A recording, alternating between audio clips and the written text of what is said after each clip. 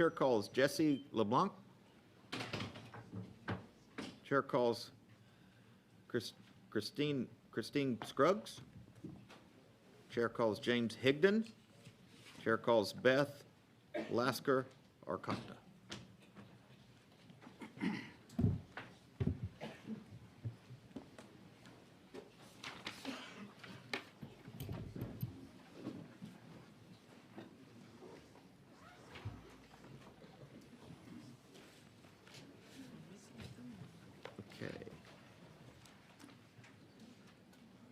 Are you Ms. Scruggs? Yes. Okay. Chair calls Beth Arcata. She's not here yet. She's Okay, we're going to show Ms. Arcata. She had a client. Yeah, we're going to show Ms. Arcata as being here on behalf of herself and against the bill, not testifying. The record shows you are Jesse LeBlanc. Yes, sir. And you are here on behalf of yourself, and you're against House Bill 28. Yes, sir. You have 2 minutes. Almost 3 decades ago, CBS 60 Minutes interviewed a big tobacco insider, Dr. Jeffrey Wigand.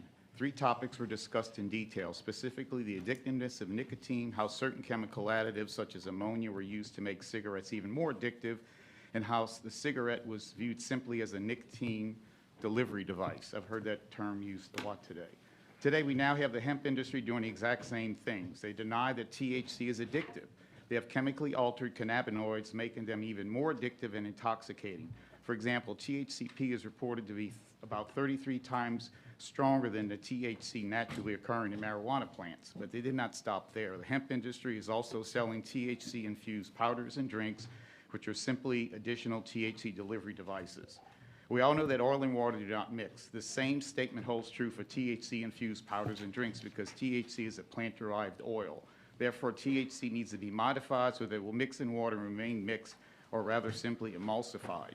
Current technology can nano-emulsify THC by reducing its droplet size to microscopic levels. For example, a human hair is about 80,000 nanometers thick. THC can now be emulsified down to 25 to 35 nanometers to ensure thorough mixing. The drastic reduction in THC droplet size also has another desired consequence. Its bioavailability is increased. It is reported that instead of taking the usual 1.5 to 1 hour to get high from a THC edible, intoxication from a THC-infused drink can occur in just 10 or 15 minutes.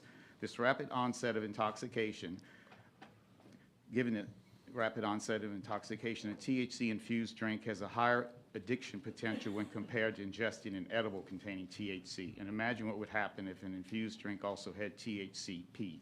In closing, THC-infused powders and drinks therefore cannot be allowed as a compromise measure to any House bill that is a companion to Senate Bill 3. In its current form, Thank House you, Bill Mr. 28 LeBlanc. is unacceptable. Members of questions, Mr. LeBlanc.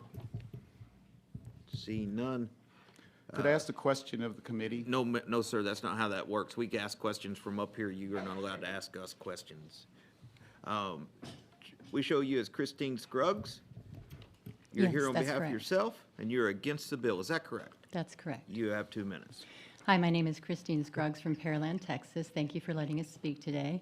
I'm speaking in opposition to HB 28. I am here to tell you about the devastating effects that THC products have had on our family and to encourage you to ban all intoxicating hemp products in Texas. My son was a great student, top 7% of his class, National Honor Society, vice president of his band. His use of THC started at age 22 after college graduation. He ate chocolate infused with THC, then tried gummies and smoked cannabis. Within 8 months, he was using daily and was addicted. His roommate began calling him psychotic because of his irrational beliefs.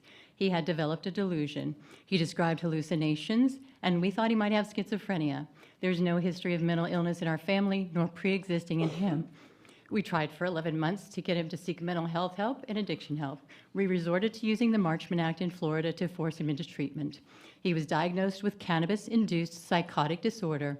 He worked through a dual diagnosis program for 8.5 months. His therapist told him he's lucky not to have been converted to a long-term diagnosis of bipolar or schizophrenia. We spent over $184,000 on treatment, excluding other costs, which are outlined in my written testimony, which also shows pictures of the actual Texas products my son consumed. I'm offended that representatives from these hemp companies are opposing this bill or are enthusiastically in favor of this bill and are harming Texans.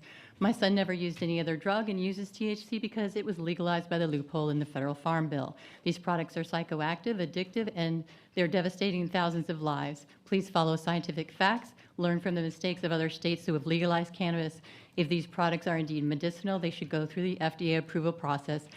Please support Senate Bill 3 instead and ban all THC products because Texans' brains are worth infinitely more than any amount of money THC sales can produce. Thank you for your time, and I welcome any questions. Thank you, Ms. Scruggs. I've got one. Where were these products purchased? Well, if you're asking specifically on this picture, the first one is Cozy Cannabis in Georgetown, Texas. It is a Delta 8, some sort of smokable product. The middle pictures are Hometown Heroes gummies in the flavors or product called Sativa and Indica.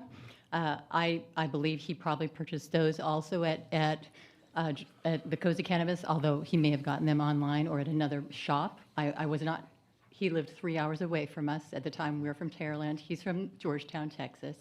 And the third one over here was Czar Wellness Gummies, Delta 9, and that was purchased after we made him come home for 3 mental health days once we were notified that he was having delusional behavior. And he stayed with us for 3 days, and on his way out on Dixie Farm Road and 518 in Pearland, he went to the Czar Wellness shop and bought Delta 9 gummies. Oh, thank you very much. And so, He also purchased smokable vape products as well, Hidden Hills. So it was the gummies and the vapes. Eventually, he did vapes. Okay, but it started with gummies, led to vapes.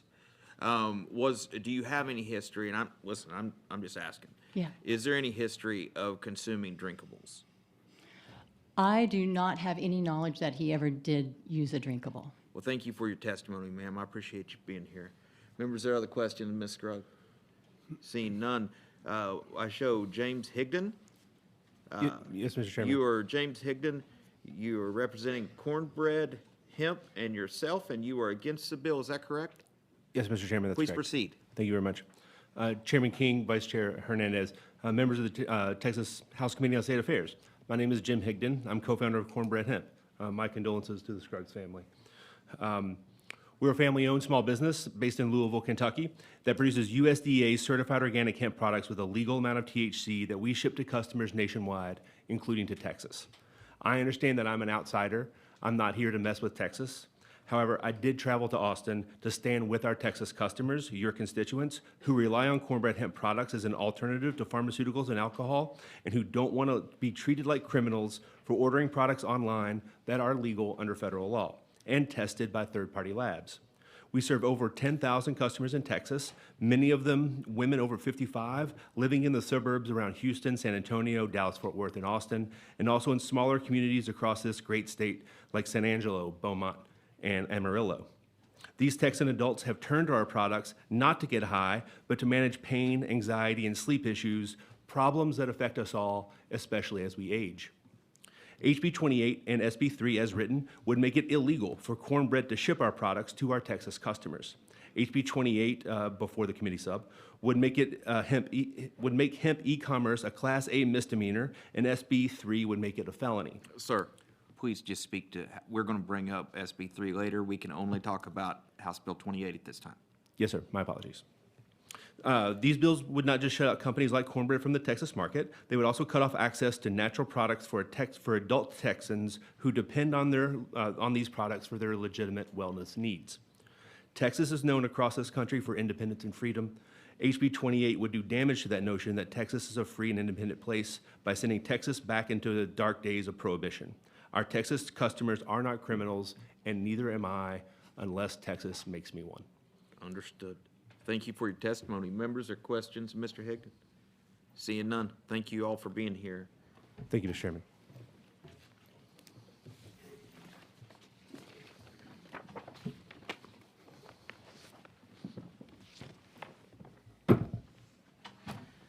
Chair calls Katie Frazier, Piper Lindeen, Sarah Curver, and Brian Lindeen.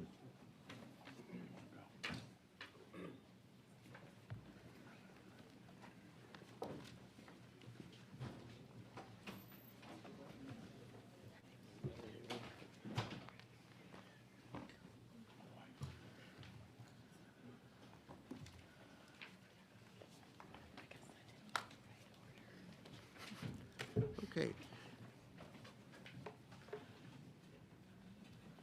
Record shows Katie Frazier testifying on behalf of herself and against the bill. Is that correct? That is correct. Please proceed. You have 2 minutes. Okay. Howdy, my name is Katie, and I'm the founder of a small women-owned hemp business here in Austin.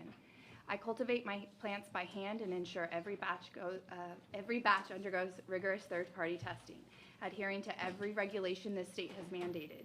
Yet, if House Bill 28 passes, I stand to lose everything I've built. Not because I broke the law, not because I harmed anyone, but because this bill fails to distinguish between bad actors and those committed to doing it right.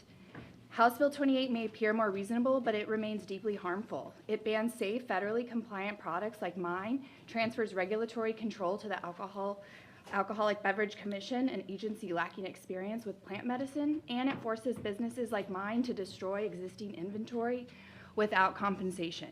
That's not regulation. That's slow motion prohibition. Let me be clear. I support regulation. I advocate for strict labeling, child safety measures, third-party testing, and genuine accountability. I want bad actors removed from this space. But you don't clean up a room by setting it on fire. That's why I support House Bill 4242. To my knowledge, Ma'am, only House Bill 2, Okay. only 28. We Gotcha. can't talk about another bill. I'm also a mom to an autistic child.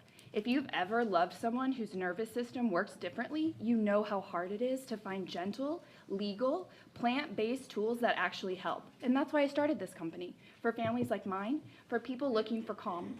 If this bill passes, you're not just banning products, you're banning choice. You're banning alternatives. You're banning the chance for people like me to offer something better. And that's not safety. That's not leadership. That's fear, disguised as policy. Regulate us, test us, hold us accountable, but please don't erase us. You have the opportunity to choose courage over fear and integrity over pressure. Don't let fear or big donor funding write your legacy. Thanks. Thank you for your testimony. Members, Mr. Phelan. Thank you, sir. One question behind this man right here, who's taller than me sitting down, by the way.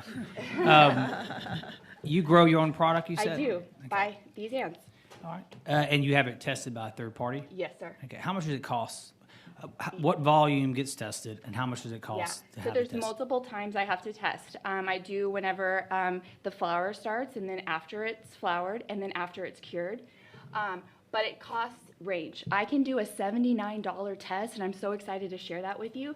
$79, and I can tell you the 25 cannabinoids and at what potency percentage. $79, super easy, really helpful. If I want a full panel, it's about $400, and that gives you a wide variety of information, pesticides, harmful products, other issues.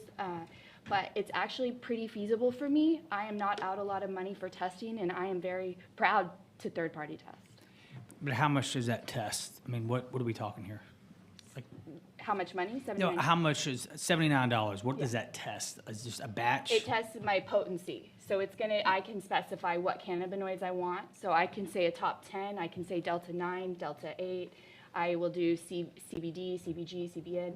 You can do a top 25 panel, and it's going to tell you up to, it's many percentages. I can't remember exactly, but it'll say 0.003, 0.1, et cetera. And who do you use to test? I use ACS Labs in Florida, Sun City, but they're accredited too. I do love the idea of Texas State Labs. If we could make it easier to create and to fund, that would be awesome if we all did it in state. So you ship your product to Florida, they test it, and Yes. they send you the results? Correct. All right. And how often do you test? I have to test multiple times for batches, and so I test about 3 times when it's live, and then I test a 4th time after it's been cured for about 2 to 3 months. So $80 a test 3 times, but how much product is being, what is that? Is it a bushel or a bale? Yeah, exactly. How much product do you sell off that test? I send about 7 grams of my flour, and I can produce a lot more than that. Yeah. No, I get that. What I'm saying is how much, if you're testing $80 per test 3 times, call it $240, whatever, Yeah. how much of your product does that apply to? So if I have, right now I have 8 plants growing, and I test that, it goes to all 8 plants, because 8 plants are getting all of the nutrients, all of the light, all of the sun, or all of the soil, so it's all the same plant, it's the same seed. Okay, and what do you do with those plants? What is your product? So I make my oil, so tinctures like we've discussed about, slow batch, really delicate, spectrum hemp. I try not to remove anything from the product, so it's really just organic coconut oil with my flower that I grow myself. And your child uses that product? My child does not use that product, no. I actually went with the Texas Compassionate Youth Program when he was having seizures before he had a hemispherectomy. So we did use THC through his neurologist, though. Do you find that program adequate? No. What's wrong with it? I just feel like access, it's really tricky to get access. It's really expensive. It's really far from locations. Like from my house, it's an hour and a half, and I have to go pick it up myself.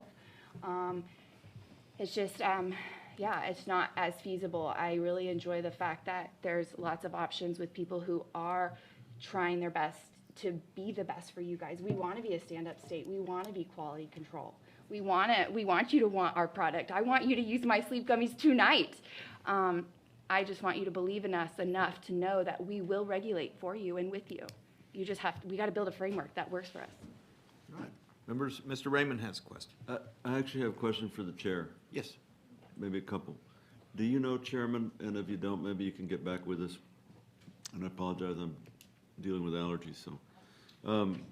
Do you know that if your bill passes as substituted, what that means in terms of the hemp industry in Texas? I was on the Ag Committee in 19 when we passed Chairman Springer's bill, allowing, farmers and allowing it to be farmed in Texas, right? So do you, and West Texas was a big advocate. So do you know what this bill does to the industry, that part of the industry?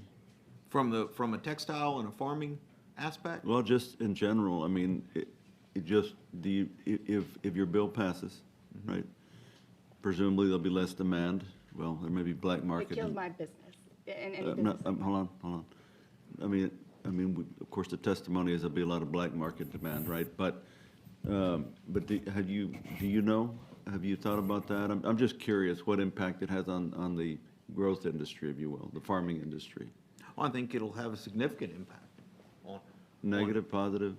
Well, I think in the beginning, it'll certainly be negative because you're shrinking what can be legally produced and manufactured for consumption. But I do think at some point, the regulatory environment is going to exist, especially after all the testimony we've already heard about interstate commerce. Yeah. We were looking for a way to start small with regulation and get it right. Do I think it will have a negative impact on Ms. Frazier's business? Absolutely, I do. Because I've got one, and I think Chairman Gann knows, we've got I know I have at least one farmer, right? We have one family that farms in Webb County, at least one. I don't know how many acres they have, but I know they have an operation, they haven't called me, but I'm starting to think about that. Well, I hope they're selling their product to make coats and shirts and Honestly, that I kind of don't. thing. Honestly, I don't know. But no, I think it's a fair question, and I do believe it will have a negative impact on people who want to produce this product in the state. I guess to dig a little deeper, and we can circle back, or maybe somebody who's coming up later can answer, what percentage of what's being grown in Texas now is being used for, I remember when we passed the bill, it was like you could use it for clothing, you could use it for building walls, I mean, all kinds of stuff, right? So I wonder what percentage, if the chair doesn't know. I do not know. Okay, maybe somebody can kind of give us a little insight, what percentage of what's being grown in Texas. We have 172 waiting to testify. Like, surely one of them's a farmer. They may, so I'm throwing it out there. I think Yeah. it'd be important, I just think it'd be good to know. I do too. Yeah, And I thank you. think, Mr. Chairman, there is an economist, an industry economist here that may be able to answer some of those questions. Thank you very much. Okay.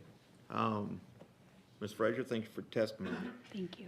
Chair calls Piper Lindeen. We show you as Piper Lindeen on behalf of yourself, and you are against the bill. Is that correct? That's correct, although I've proceed. thought You've got about 2 minutes. changing to on. But I'm here opposed to the bill because my son is a medical cannabis patient. He's Texas's second CUP patient, so we've been in CUP for quite a long time. I have a master's degree in medical cannabis science and therapeutics, so hope that I get some questions here. But what we have experienced is echoed by the testimony of our very first witness today, that cannabis is complex. And we need the entourage effect to effectively combat my son's seizures. We don't have access to that through the Texas Compassionate Use Program. Texas Compassionate Use Program is isolates. This bill is isolates. We would not be able to have, you're looking at me strange, okay? Just trying to take it all in. Okay, the isolates are how most people do CO2 extraction isolates. So you get the isolates, most of, all of the dispensaries here in Texas are isolating and then adding some terpenes back in, terpenes that are not sourced usually from cannabis. I don't know if there's people here from the dispensaries who could testify to that, ask them questions maybe if you're curious. But we would face hurdles because my son would not have that entourage effect. The entourage effect is where, just like the TV show Entourage, you're going to a party, and you've got to have the right people with you. The thing is, with cannabis medicine, it's so complex, we don't know what the right people are, the right cannabinoids are. So we have to use trial and error. We often use trial and error over and over again. We have people right now, we're ordering from a farm in Oregon. They provide certificates of analysis, so I'm comfortable with using them for my son. He uses CBD that's available through the hemp program. But I don't know. We don't know enough about how cannabis therapeutics works to be able to determine that. So we Thank have you, to go Ms. through Van trial Deen. and error. Sometimes Members, they're are questions for this discontinued. witness? I'm not seeing any. We show Sarah Kerber here on behalf of 1937 Apothecary LLC and yourself, and you are against the bill. Is that correct? Correct. Please proceed. You got 2 minutes. Good morning, everyone. My name is Sarah Kerber, and I own and operate both a boutique retail and manufacturing hemp business here in Austin, Texas. I'm absolutely for and support regulation. However, I'm against HB 28 and it's how it is currently proposed. I'm one of the original hemp businesses here in Texas and started and curated to support Texas-branded businesses in this growing industry. As a 7-year veteran of the Texas hemp industry, I've witnessed markets decline due to bad actors selling harmful products. Another reason that we verify and or test and retest all products that we do sell. In fact, I had a thriving and robust downtown boutique location just across the highway next to Target and Whole Foods Market. And unfortunately, last year I had to close this location because a new liquor store moved in right next door. I couldn't compete with them selling highly intoxicating synthetic hemp products, products that I refuse to support, products that I would never consider safe to consume, not to mention how these products could potentially interact with the alcohol being sold at the same location. Having only access to drinks is not the answer. It will open up an entire new set of health and safety concerns. Banning full-spectrum hemp extract is also not the answer when non-intoxicating amounts of delta-9 THC, which, along with other vital components, improve the efficiency of CBD. I support the bill's goal of market cleanup, but believe its restrictive provisions and lack of intelligent oversight will create an unregulated black market and eliminate the Texas hemp industry. I've handed you all a summary of some suggested solutions and regulatory guidelines, and am available to go over them with you in more depth. The hemp industry leaders, its manufacturers, retailers need to be able to stay in their own lane while being regulated by state agencies such as TABC. The people that have become subject matter experts in this industry need to be able to continue to protect the public. Thank you, Ms. Kerber. Members, are questions? I've got one. Yes, sir. I think I just heard you say, besides being one of the original hemp businesses in Texas, you've witnessed market decline? When all the testimony up till now has said it's grown to an $8 billion industry. That doesn't sound like a decline. Well, that is correct, because for me, I've seen an increase in the synthetics and the bad cannabinoids. Okay. And so for someone like myself. Would you pull the mic to you? Oh, I'm sure, I sorry. can hear you, but I guess everybody else can't. Okay, sorry about that. I have seen a decline because of my competition within like the liquor stores, the convenience stores. So the small boutique retailers such as myself who will not. Dispensaries. What's that? So you would be a dispensary, not, so. I'm not a smoke and vape shop. I just focus and only sell hemp products that we both manufacture and get from other Texas businesses. Okay, I understand.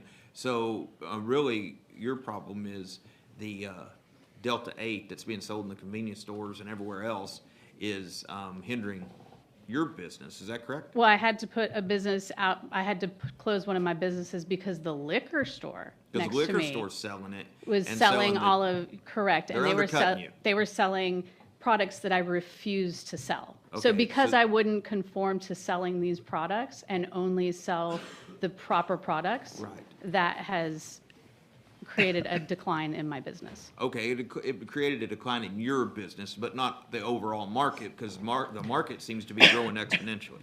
Correct. Okay, thank you. Members, thank you, Ms. Carver, I appreciate your testimony. I show Brian Lindeen here on behalf of yourself, and you are against the bill, is that correct? Correct. Please proceed, you have 2 minutes. All right.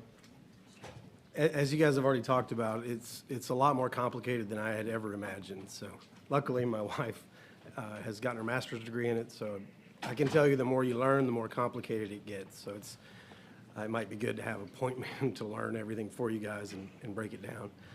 But for us, Pardon me, the sir. reason... The microphones are very directional. If you can move that closer to you, that'd be great. Sure. For us, the reason that I'm opposed to it is because of this entourage effect they've been talking about. We are members of Teacup, and we witnessed it change my son's seizures dramatically. You know, we wouldn't be here doing it if we didn't see it with our own eyes. That's why we're here. My youngest son has epilepsy. And through research, and it's been tough to figure out, some of the same things the TABC guys were talking about, trying to isolate and test for. That's also what we need to figure out what is it that is helping with the seizures. You know, so what we have figured out is with the Teacup program and other things through the Farm Bill, like she was saying, we finally figured out a farm in Oregon. It seems to make his seizures less frequent or less dramatic when they do happen when we add this at the same time. That's basically what they mean by the entourage effect. But the other thing I'd like to use some time with is, I haven't heard brought up, is alcoholism. You know, there's a lot of alcoholics out there desperately, they're not able to do, including myself, I'm an alcoholic. It's 9 years now. Recovering alcoholic, however you want to say it. But, you know, it's not, they're white knuckling, you know, AA, and it's just not helping them as much as they could, you know, or it's not doing what it could do for them, you know, and they don't get the same effect that they did from drinking. Me personally, if I have one, I'm going to have 100 and have a problem. If I have a little bit of CBD or THC or one of these gummies, I don't feel that urge to go out and do everything else, and the same way I do when I'm drinking. Thank you, Mr. Lindeen. Members, or questions, this witness? Seeing none, I appreciate you all being here.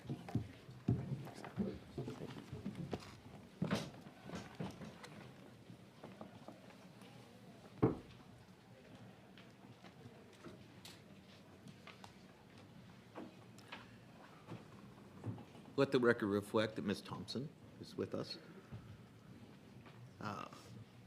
Chair calls Hallie Tarvin, Zachary Lindeen, Austin Zamhari, Robin Goldstein.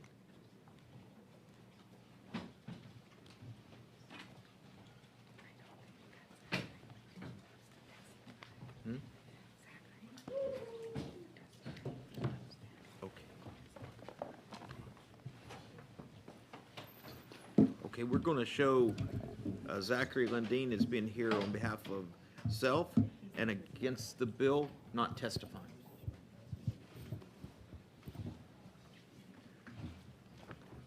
So the record shows Hallie Tarvin, You're here on behalf of yourself, and you're against the bill. Is that correct? Absolutely. You have 2 minutes. Hello, my name's Hallie Tarvin. I was born and raised in Texas. I attended UNT for undergrad, and I am currently a PhD candidate with SMU. I have been involved in cannabis education and research since I was 18 years old. First, limiting a product's cannabinoid content to just CBD, CBG, and delta-9 THC is not simple. It requires its own chemistry, which could incorporate toxins to ensure such products would be compliant with that 3 cannabinoid limit. All cannabinoids are hemp-derived cannabinoids. All cannabinoids oxidize into others over time, like CBN, like THCV. The issue is the synthesis of these cannabinoids, these naturally occurring cannabinoids in the plant, in trace amounts. The issue is not the actual trace cannabinoids themselves, like delta-8, like CBN.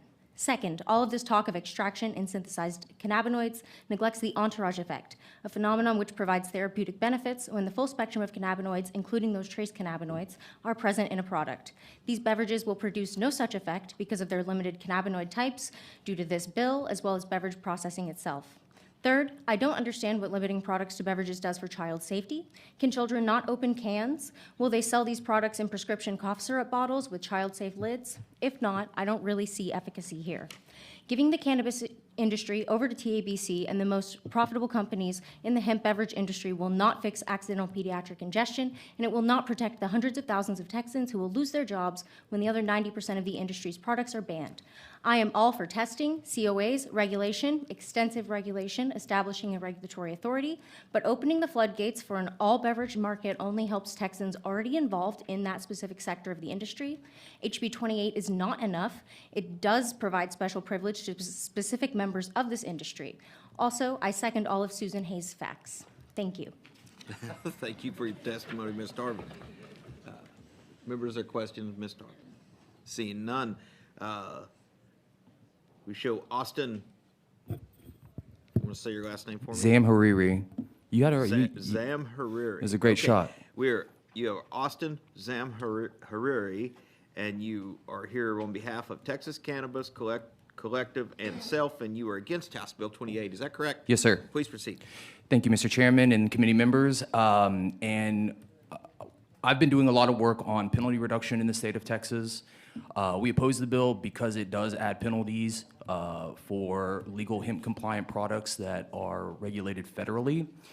As you may know, this is reducing penalties for cannabis possession is something that has been spoken of by President Trump in his support in Florida. This is something that has been supported by Governor Greg Abbott as he has wished to see B2C movement. This is something that an overwhelming majority of Texans polled. You can pick the poll, University of Houston, Texas Lyceum. These are polls that are showing that Texans overwhelmingly would like to see less arrests for cannabis possession. And this is also something that we have seen, and I've personally worked in my home city of Dallas, Texas, where we have, through home rule ballot initiative, decriminalized up to 4 ounces of marijuana possession. This has been done here in Austin, Texas, San Marcos, Texas, Denton, Texas, Killeen, Texas, Lockhart, Texas, Bastrop, Texas, Elgin, Texas, Harker Heights, Texas. And so my biggest concern is if all we're doing is legalizing a beverage form of hemp cannabis, but we're making everything else illegal, all we're doing here is putting more people in jail, putting more stress on our law enforcement, and spending more taxpayer money to enforce something that is not going to be able to be enforceable. That's all I have for you. Thank you for your testimony. Members of questions, this witness. Thank you.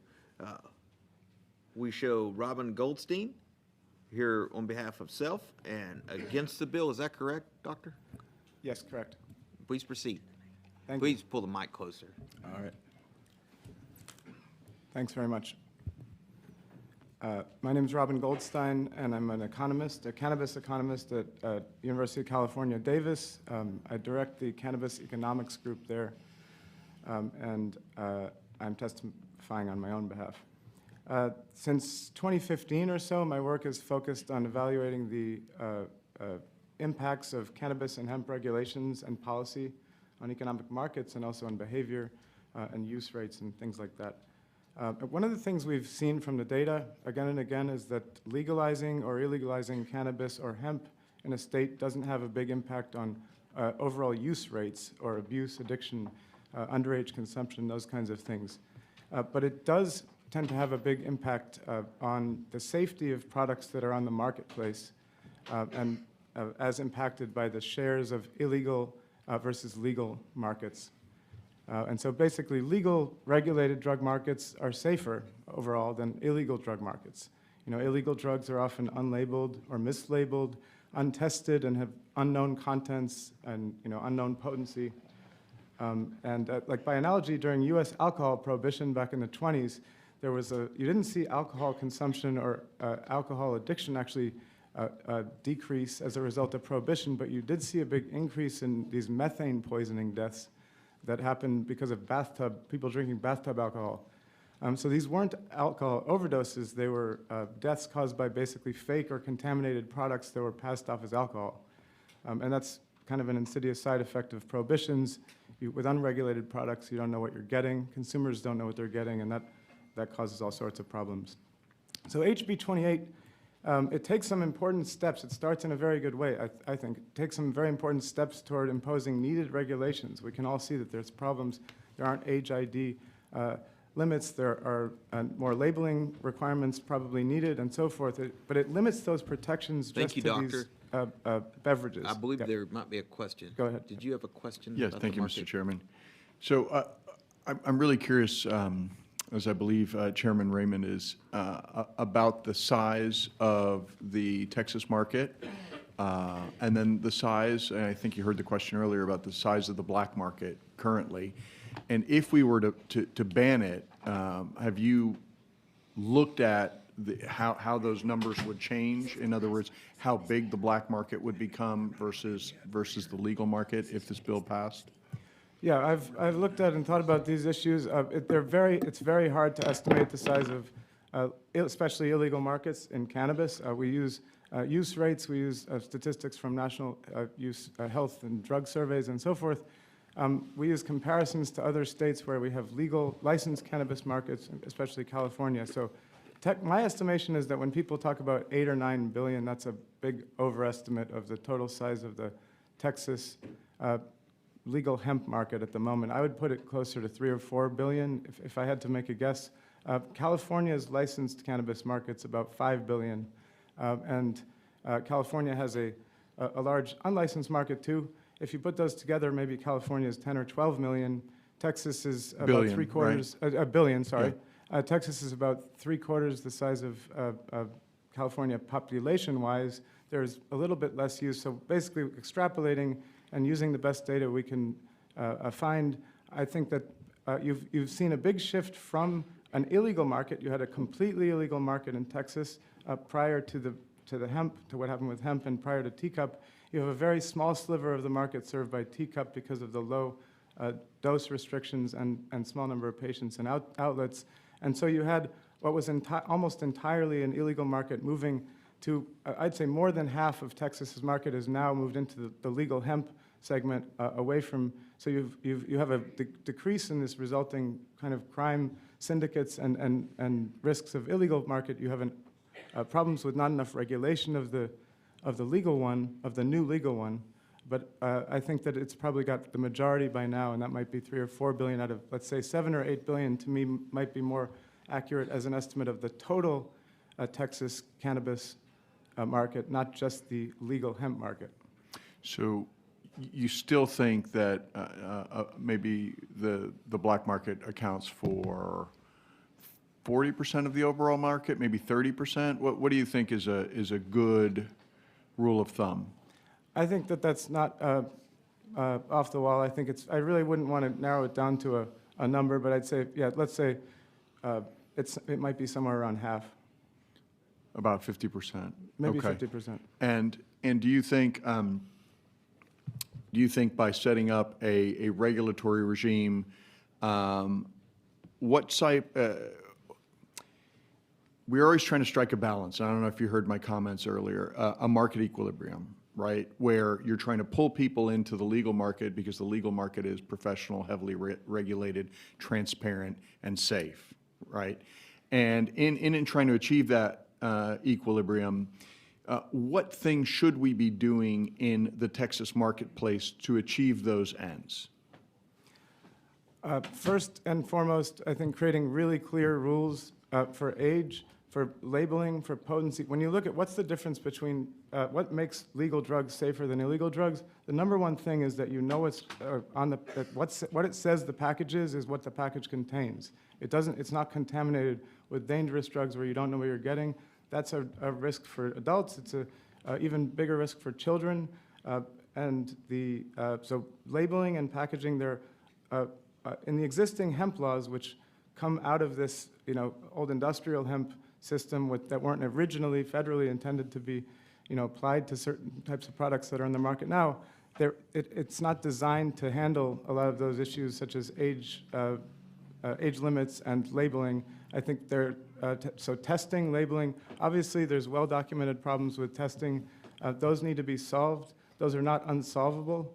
I've seen a lot of compliance, voluntary compliance in the Texas hemp industry all over the place. There's also bad actors, and there's not total compliance, and there's dangerous stuff out there that is getting into the hands of kids. And the best solution for that is making clearer and well-enforced rules about testing and labeling and age limits. Which state has the most rigorous and, in your opinion, most effective testing regime?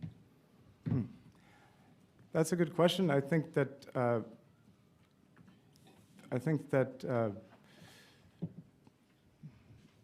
Washington and Oregon have done a fairly reasonable job with testing. One of the big problems with testing is there's a lot of consumer demand for THC percentage.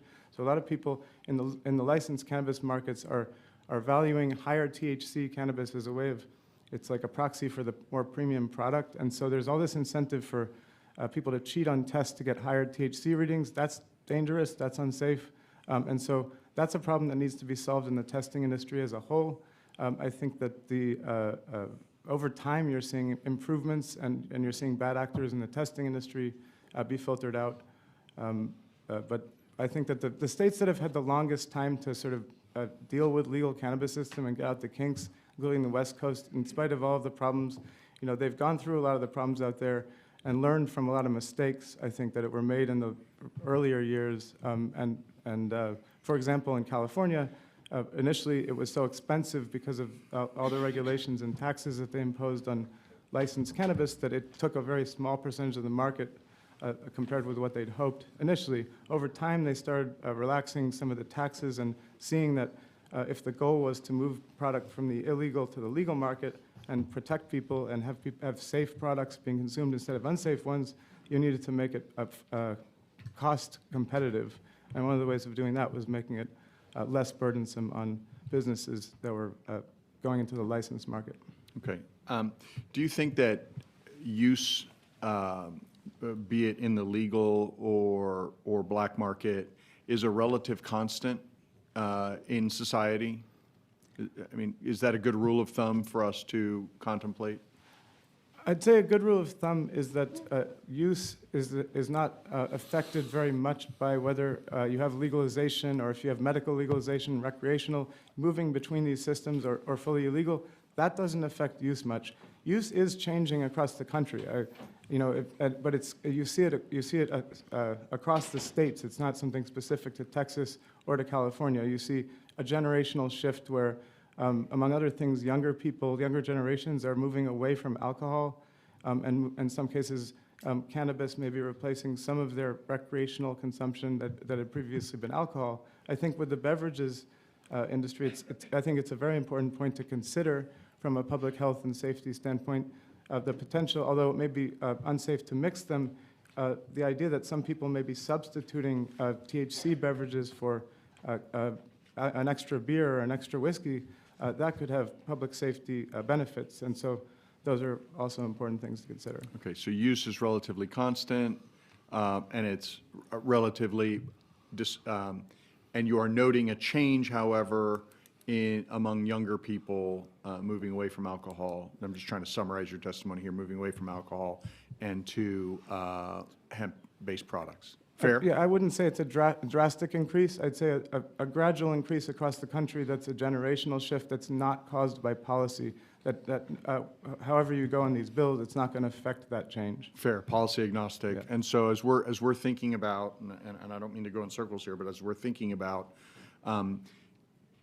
putting more people into a safe, legal, transparent marketplace, what I'm hearing you say is rigorous testing regime, age restrictions, and I guess you didn't mention it, but I'd have to think a corollary is enforcement, right? A rigorous enforcement regime as well. Yep, and I think especially of labeling, enforcement of labeling, because that's one that's that's really a dangerous thing when you have something that's mislabeled, when what's inside the package is not what it says is outside the package. And I'm not talking only about, let's say, misstating THC percentages. That can be dangerous, but if you have contamination, if you have ingredients in packages that are not indicated as being in those packages, those are the big problems you have in the illegal markets. That's what you have under prohibition. That's what Texas had even bigger problems with before. And so although some of these problems are now coming to the forefront, when you start having things that are sold in legal stores instead of on the street by dealers, you have the opportunity now, a big opportunity for the state to then come in and say, now that it's above board, here's a great chance to make it safe and stop the really dangerous stuff from getting into people's hands, which is stuff when you don't know what you're getting. Yeah. Thank you, Dr. Goldstein. Thanks. Did I say that right? Yeah, that's fine. Dr. Goldstein. Goldstein. Thank you, Dr. Goldstein. I apologize. Thank you, Madam Chair. Members, any other questions? Thank you all. Thank you.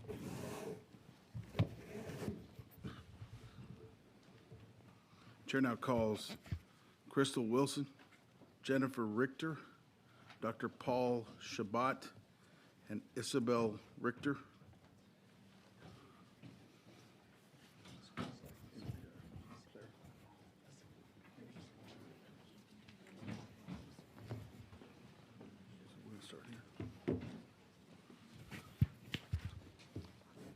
We'll start with Crystal Wilson. We have you registered as Crystal Wilson,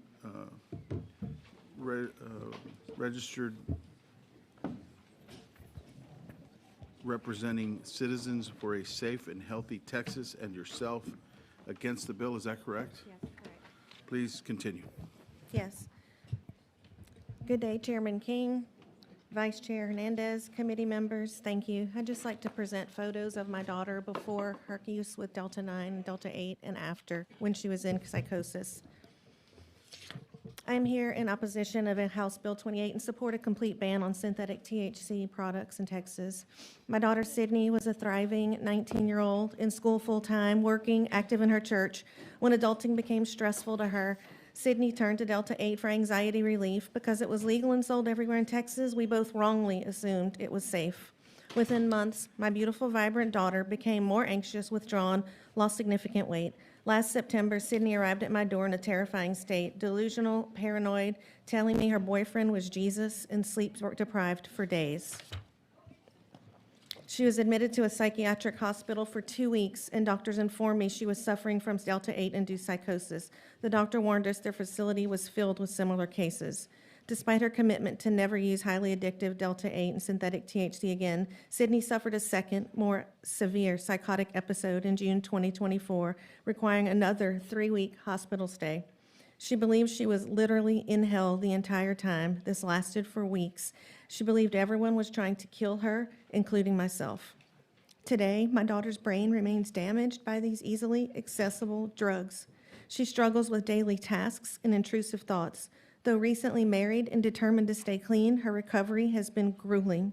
The emotional and financial cost to us as a family has been detrimental and dire. As a Texas citizen, I am outraged that something so harmful was readily accessible to my child. Colorado and California have banned these poisons. Why won't Texas? Are profits worth more to Texas than our children's lives? I implore you to protect citizens who have trusted you with our votes. Please ban synthetic THC in our state before more families suffer as we have or worse. And here's a diagram of a lab analysis that was done on Delta 8 products that do identify the cannabinoid and THC, but also 13 unidentifiable products. Thank you, ma'am. Members, questions? All right.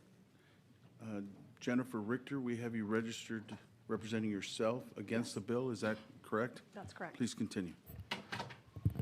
My name is Jennifer Richter, and my family's been deeply harmed by the sale of synthetic THC in Texas. I oppose HB 28. Our 24-year-old son, healthy, successful, and athletic, began using synthetic THC vapes he bought in Bee Cave. By February, he lost 40 pounds, became paranoid and agitated, and suffered a terrifying psychotic episode. I had to lock myself in my room. He took a corkscrew and ruined our refrigerator, our countertops. He believed people on X wanted to kill him, and he nearly confronted a neighbor at 2 a.m. We have no history of mental illness in our family. When I took him to Seton ER, blocks from where we are right now, psychiatrists confirmed cannabis-induced psychosis and said it's something they're seeing daily. We paid, within days of that, $25,000 out of pocket for in-network dual diagnosis treatment. So the FDA says that 10 milligrams of synthetic THC can trigger psychosis. These are the vapes that he bought in Bee Cave, 3,000 milligrams. None of these vapes being sold have any sort of dosage tracker. And 13 unknown chemicals besides what was in there, and several of them, they put several variants in it to just keep getting it up to as close as 100% that they can get. I'm opposing HB 28 because it removes the words food and drug from the legal definition of consumable hemp products. Why would you remove food from something people ingest or drug that clearly has a psychoactive product? This is an attempt to dodge FDA oversight and consumer safety standards by the packaged goods lobby. I looked, and the beverage COAs list them as edible on those certificates. And a beverage isn't a cosmetic or a device. We all remember Bluebell. 3 people died, 11 people got sick. One product, one drinkable product that goes bad. Is that an oh well to Texas consumers? Please stand with families, not poison peddlers. I'm counting on you to lead with courage, integrity, and the urgency that Texans expect. Thank you for your testimony. Members, there are questions of this witness? Seeing none, we appreciate you being here. Chair calls Dr. Paul Chabot. Greetings, Chairman. Yes. 1 second. Did I say your name correctly? Chabot, sir. Chabot. Okay. We show you as Dr. Paul Chabot. You're here on behalf of Coalition for a Drug-Free Texas and self, and you are against the bill. Is all that correct? Yes, sir. Please proceed. You have 2 minutes. Great. Thank you so much. So yes, I serve as president of Coalition Drug-Free Texas. I'm a retired Navy commander, retired law enforcement officer, spent 21 years in California, moved to Texas 8 years ago. I've seen the mess firsthand, and I'm watching it happen here in Texas. It's like deja vu. Y'all got to stop what's happening here, otherwise you're going to look like those places. I recently founded a political action committee on the same Texas Integrity Pact. This is about integrity. HB 28 is a watered-down SB 3, as SB 3 is far superior bill that addresses the problem. I know, sir, that I'm not addressing SB 3. I'm saying your bill is watered down respectfully. Okay. My testimony. But only House Bill 28. We don't mention other bills. Please proceed. Drug legalizers and those who profit as lobbyists and consultants make a lot of money off a known drug that devastates lives across America. Even states that allow these products have seen failures and are reversing course. If you give an inch to the marijuana lobby and allow loopholes, as seen in HB 28, you'll be steamrolled as the marijuana lobby grows bolder, unionizes, raises millions to bankroll pro-marijuana candidates at the local and state levels. Simply look at Open Secrets on the website to look at where the marijuana lobby is funding, and I'm sure there's some here in Texas. And let's stop the charade of parading disabled veterans in front of cameras to promote THC. I'm a disabled veteran. I work with disabled veterans. We know full well the negative impact of THC on not only our physical health, but our mental health, including suicide. Yet the marijuana lobby stands on the back to promote their poison for financial gain. Saying no to HB 28 should be as easy as saying no to casinos in Texas. There is no such thing as sensible regulation. Why regulate a mess? Follow the money. Don't California, Texas. Thank you for your testimony. Members, are questions of this witness? Mr. Raymond. Thank you, Chairman. The gentleman, I'm sorry, I didn't quite get your name. Last name, Chabot, sir. Shaboker. Do you do you have any thoughts on whether any of these products are, you know, THC, CBD, whatever, hemp, cannabis, whether any of it could be useful in a good way or in a regulated way? Or, I mean, I think it sounds to me like you've probably been around this for a while in California, you said, now here. Yeah. So do you have any thoughts on that, or is your position like you should just ban everything? No. No, in fact, I'm 51. I went through drug rehab when I was 12 for marijuana addiction. I've been working in this. For what addiction? Age 12 for marijuana addiction. So I've been involved in this for most of my life, now age 51. And this has been part of my life. And so when you answer this, I worked in the White House for 2 drug czars, for both a Democrat and a Republican. When we talk about the benefits, there are legal products out there called Marinol and others. We encourage more research, absolutely. But the problem is the people behind me wearing the green ribbons, they want outright legalization. This is a Trojan horse that once you open the door, you can't close it. Yeah, let's not talk about I'm asking you if you have like, if you think there's something, like if you were in charge, right? What would you do, you know, that could be helpful? If you think any of this stuff could be helpful? Sure. Turn it over to science and let's pass the other bill, which I'm not allowed to mention here, and move on. There's so many things in Texas we need to work on that when you think about the time you're spending here, which is obviously going to replicate the mess that happens in Oregon and Washington and California, we don't have to rewrite history. We can look at history. And you're bringing the problem here by giving them an opening, and an opening is this bill.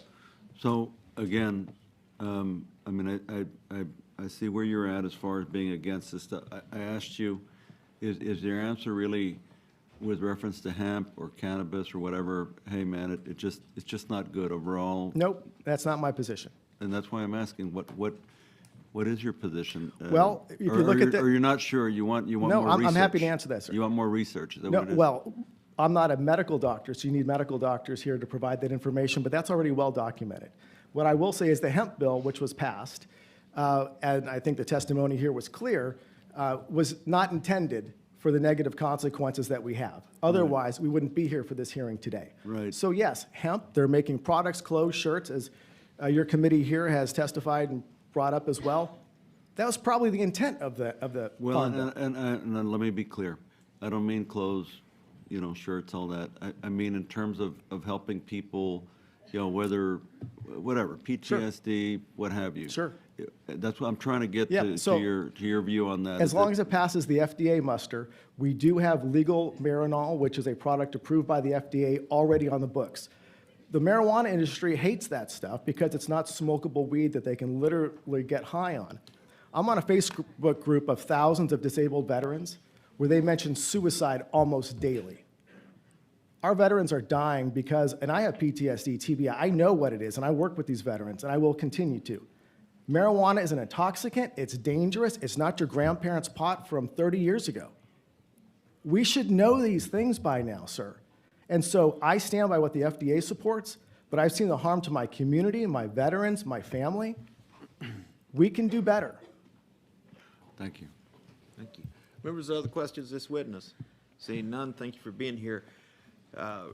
We show Isabel Richter on behalf of yourself, and you are against the bill, is that correct? Yes, that's Please proceed. correct.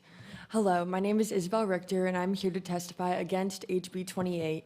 I'm asking you to ban synthetic THC completely.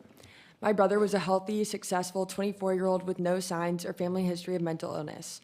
Everything changed when he bought a synthetic THC vape legally in a local smoke shop in Bee Cave. Within a few short months, he became paranoid, isolated himself completely, and suffered a serious psychotic break that required hospitalization. I watched my older brother, my role model, lose control of his mind and saw my parents live in fear of their own son. Because of this product, he transformed into someone none of us recognized. Doctors instantly knew that my brother was experiencing cannabis-induced psychosis. They said they're seeing record numbers of normal, healthy kids and adults suddenly becoming psychotic and schizophrenic with zero family history of those mental illnesses.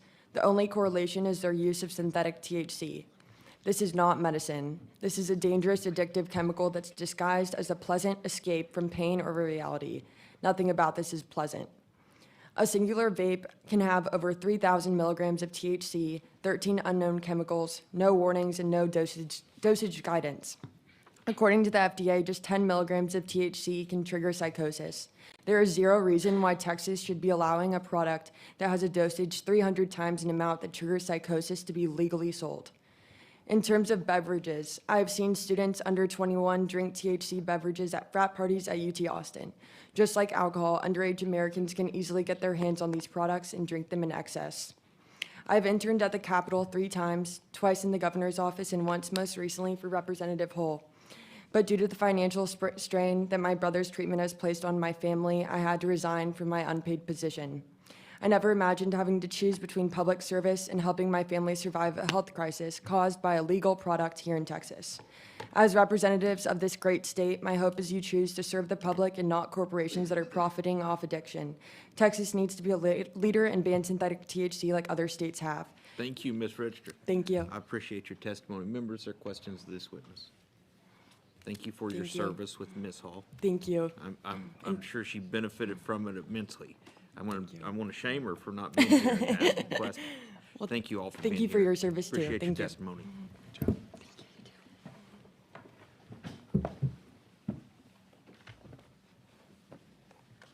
All right, Chair calls Veronica Rios, Mark Bordaz, Aubrey Adams, Alexandra Hess. Just for information, the next panel will be Jasmine Brennan, Sharon Cibolo, Allison Benavides, and Karen Reeves. All right. Record shows we have Veronica Rios testifying on behalf of self and against the bill. Is that correct? That's correct. Please proceed. You have 2 minutes. Okay, just 1 second. There you go. Thank you. Greetings, everyone. My name is Veronica Rios, and I oppose to HB 28. I want to share with you our life having to deal with the use of THC products, and want to summarize how they turn a young, brilliant, happy Texas A&M engineering student, tennis champion, into a homeless addict with paranoia, cannabis-induced psychosis, and haunting hallucination. My son's name is Francisco. We have been struggling with this for 4 years now, causing complete distress to me and my family, not to mention the tens of thousands of dollars we have spent on psychiatrists, therapists, rehabilitation centers, where he is right now. We have joined many groups and families that are going through the same situation as ours.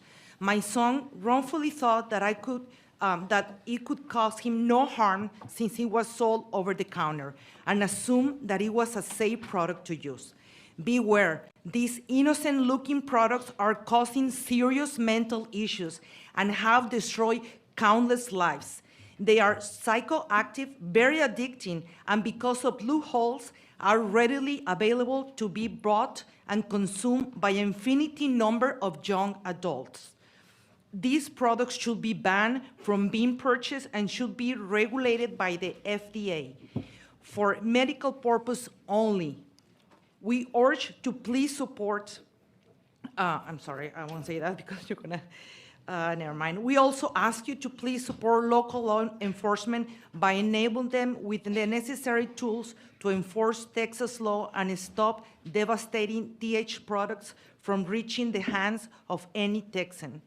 I appreciate your time, and I'm confident that you will make the right decision to protect the citizens of the great state of Texas from many mental harm caused by these products. Thank you, Ms. Rios. Members, or questions for this witness?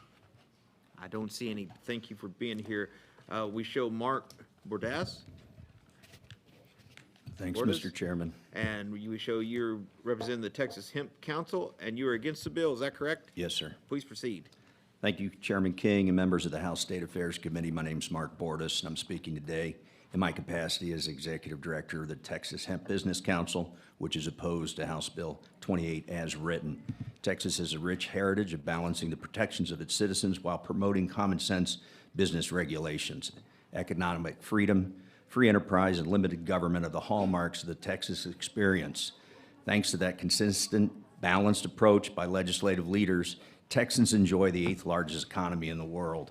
House Bill 28 is well-intentioned, but the way in which it is currently written causes industry concerns. In fact, much of the industry would be adversely impacted by limiting product offerings to liquid forms of THC sold through one particular route to market, package stores. Admittedly, cannabis-infused beverages are an extraordinarily fast-growing market, currently valued at $400 million, but forecasted to reach $8.7 billion in market valuation by 2033. However, it is unclear why the liquid form of THC would be treated differently or considered safer than the other forms of consumables, such as gummies. They are both ingested by the consumer and absorbed into the bloodstream. Positive elements of House Bill 28, which we're in full support of: age restrictions of 21 years above, stringent testing of product, child-resistant packaging, and responsible marketing restrictions, making sure there's no appeal to children, just like alcohol and tobacco.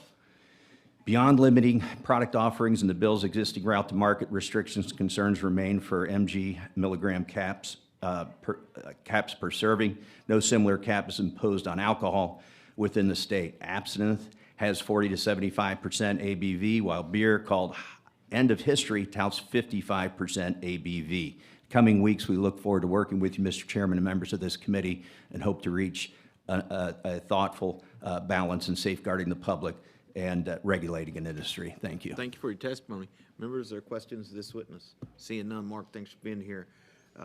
We show Aubrey Adams.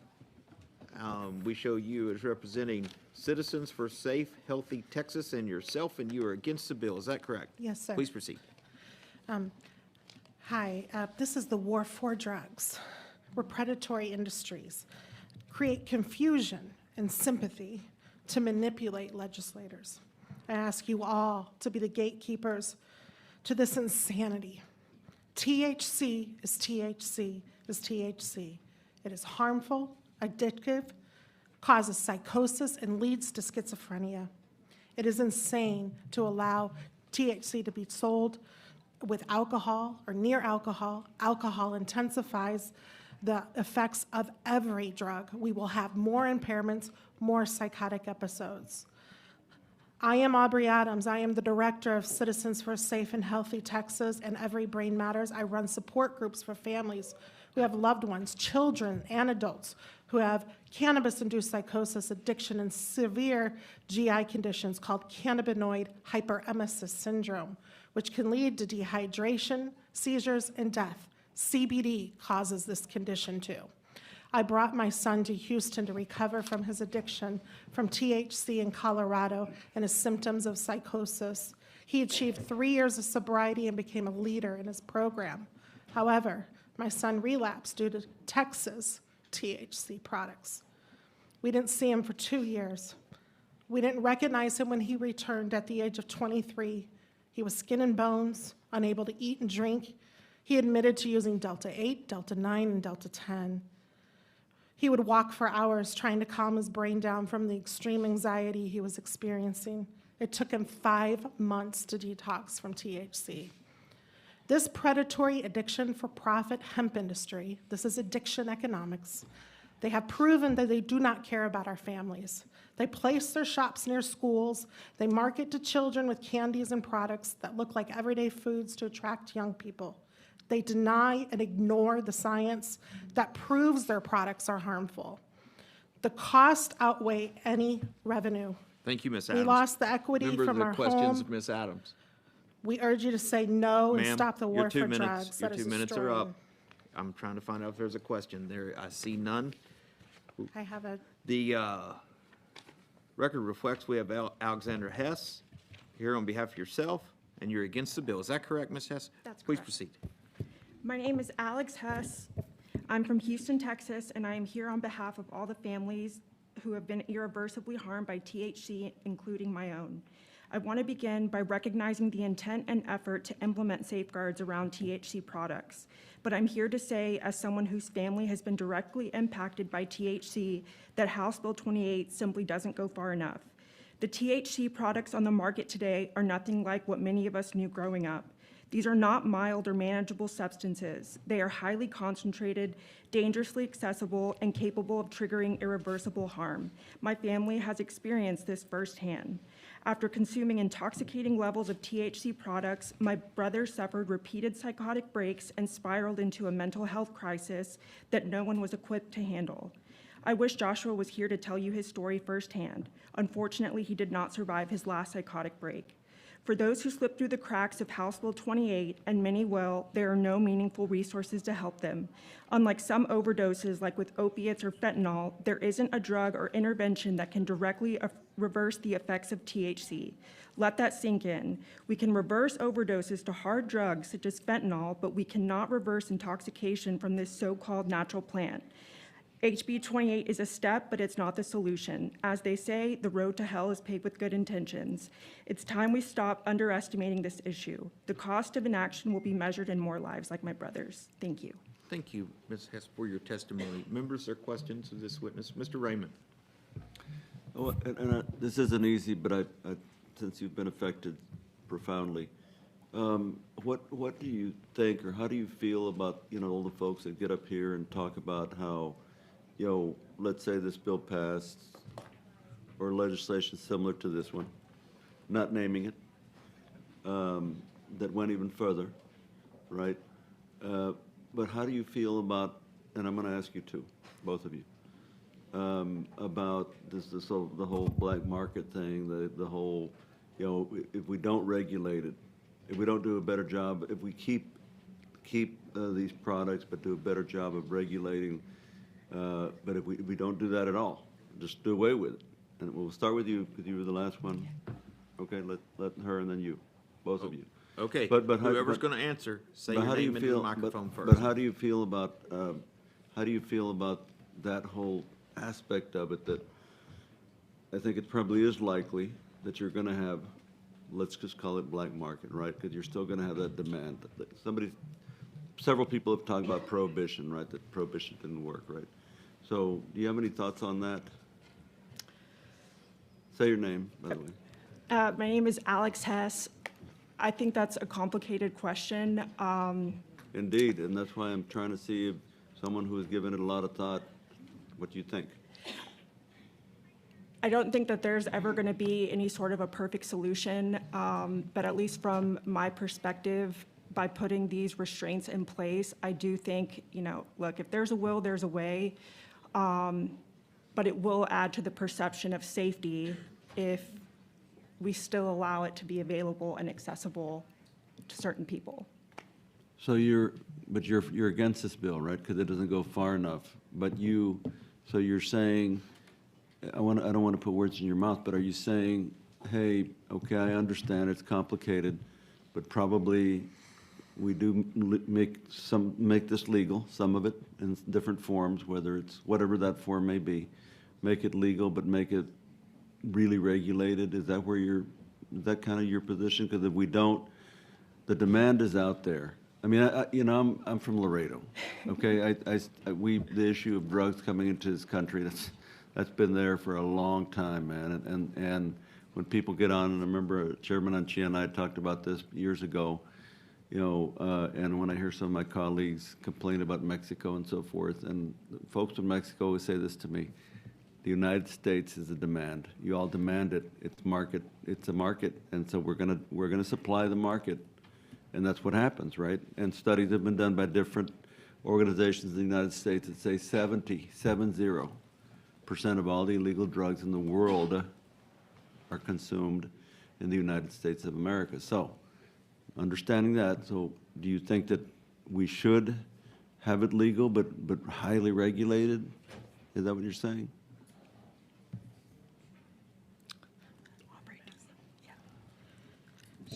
She You want to asked say me. your name? My name is Aubrey Adams. Those are great questions, and I appreciate the conversation. There's no education around this drug. The public doesn't know. The only thing we should be passing is education campaigns to discourage use. Yes, we're never going to eradicate drugs in our country, but we can decrease the demand if we start passing policies that prevent drug use and that allow people to recover. We're focusing on drug promotional policies. We are fueling the addiction and mental illness crisis. If people understood how THC is related to these mass violence, to these shootings, we are all families that have experienced this. Right. My son had his hands around my neck. He was trying to get the lock off the gun in one of his psychotic episodes. The Uvalde shooter, was he positive for THC? Obviously, that young man was psychotic from something. We did read in the New York Times that his mother and his grandmother were trying to get him to stop using some kind of marijuana products.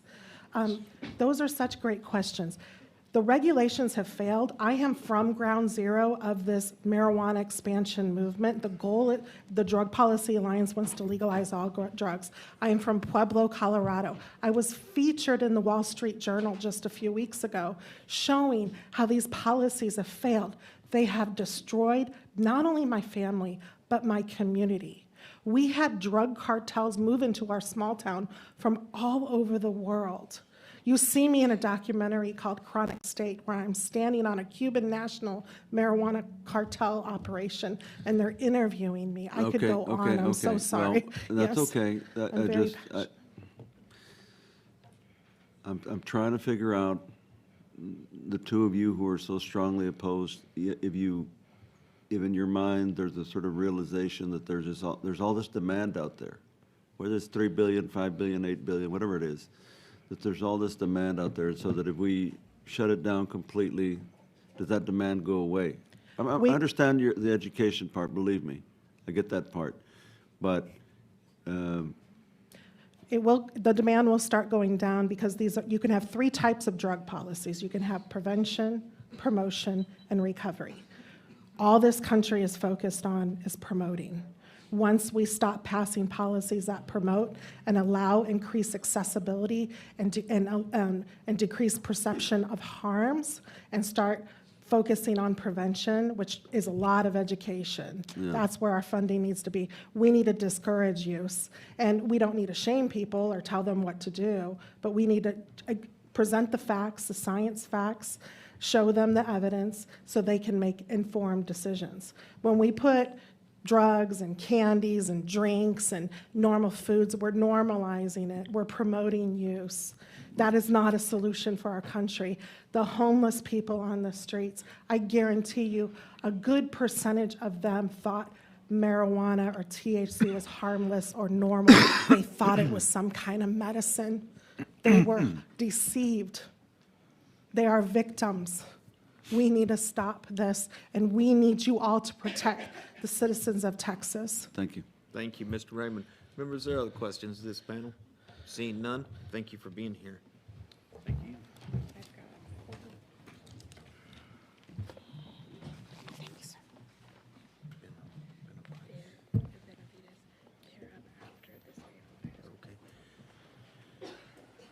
Sheriff calls Jasmine Brennan, Sharon Sabol, Allison Benavides, Karen Reeves. Next panel will be Paige Fiji, Robert Benavides, Courtney Holmes, Elizabeth Meigs. Okay. Record shows we have Jasmine Brennan. We show you as Jasmine Brennan. You are here on behalf of yourself, and you are against House Bill 28. Is that correct? That's correct. Please proceed. Chairman, members of the committee, I wanted to address this as someone who has experience as a regulator, working with the Texas Department of Agriculture formally, and also formerly being an employee with Texas Original. Also, Please speak in the microphone, Miss. Also a You can former. pull it over. Oh. As a former employee of the Texas Department of Agriculture, a former employee of a dispensing organization, as well in the Teacup program, and as well as working as a former employee of one of the biggest hemp manufacturers here in Texas. I want to bring that knowledge forth because it is important to understand that regulations work, functional regulations work. And SB 28, I feel, with the intent, while that's noble, and it is very well intentioned, does not fully meet the demand that needs to be met in order to actually enforce these rules. So I do think that we need to address these in a way that's reasonable, that meets that regulatory need in order to restrict the access to some of these products that aren't legal. They are on the black market. These people that are giving those products are not the ones that are licensed. They're not the ones that I work with currently. I've seen so many times that many of these operators that are licensed under dishes are functioning really, really well. They are meeting these compliance standards, but they ask for more clarity. They ask for stricter regulations because they're working to self-regulate. And they want these to be implemented in a way where they have some kind of say. And I do think that I want to put forth to and implore y'all to consider a regulatory advisement board so that the industry stakeholders, as well as the public and regulators, can collaborate and address these things without having to wait another session. So when things innovate and as things come forth in terms of cannabinoids, these can all be addressed. Thank you, Ms. Brennan. Members, are questions of this witness?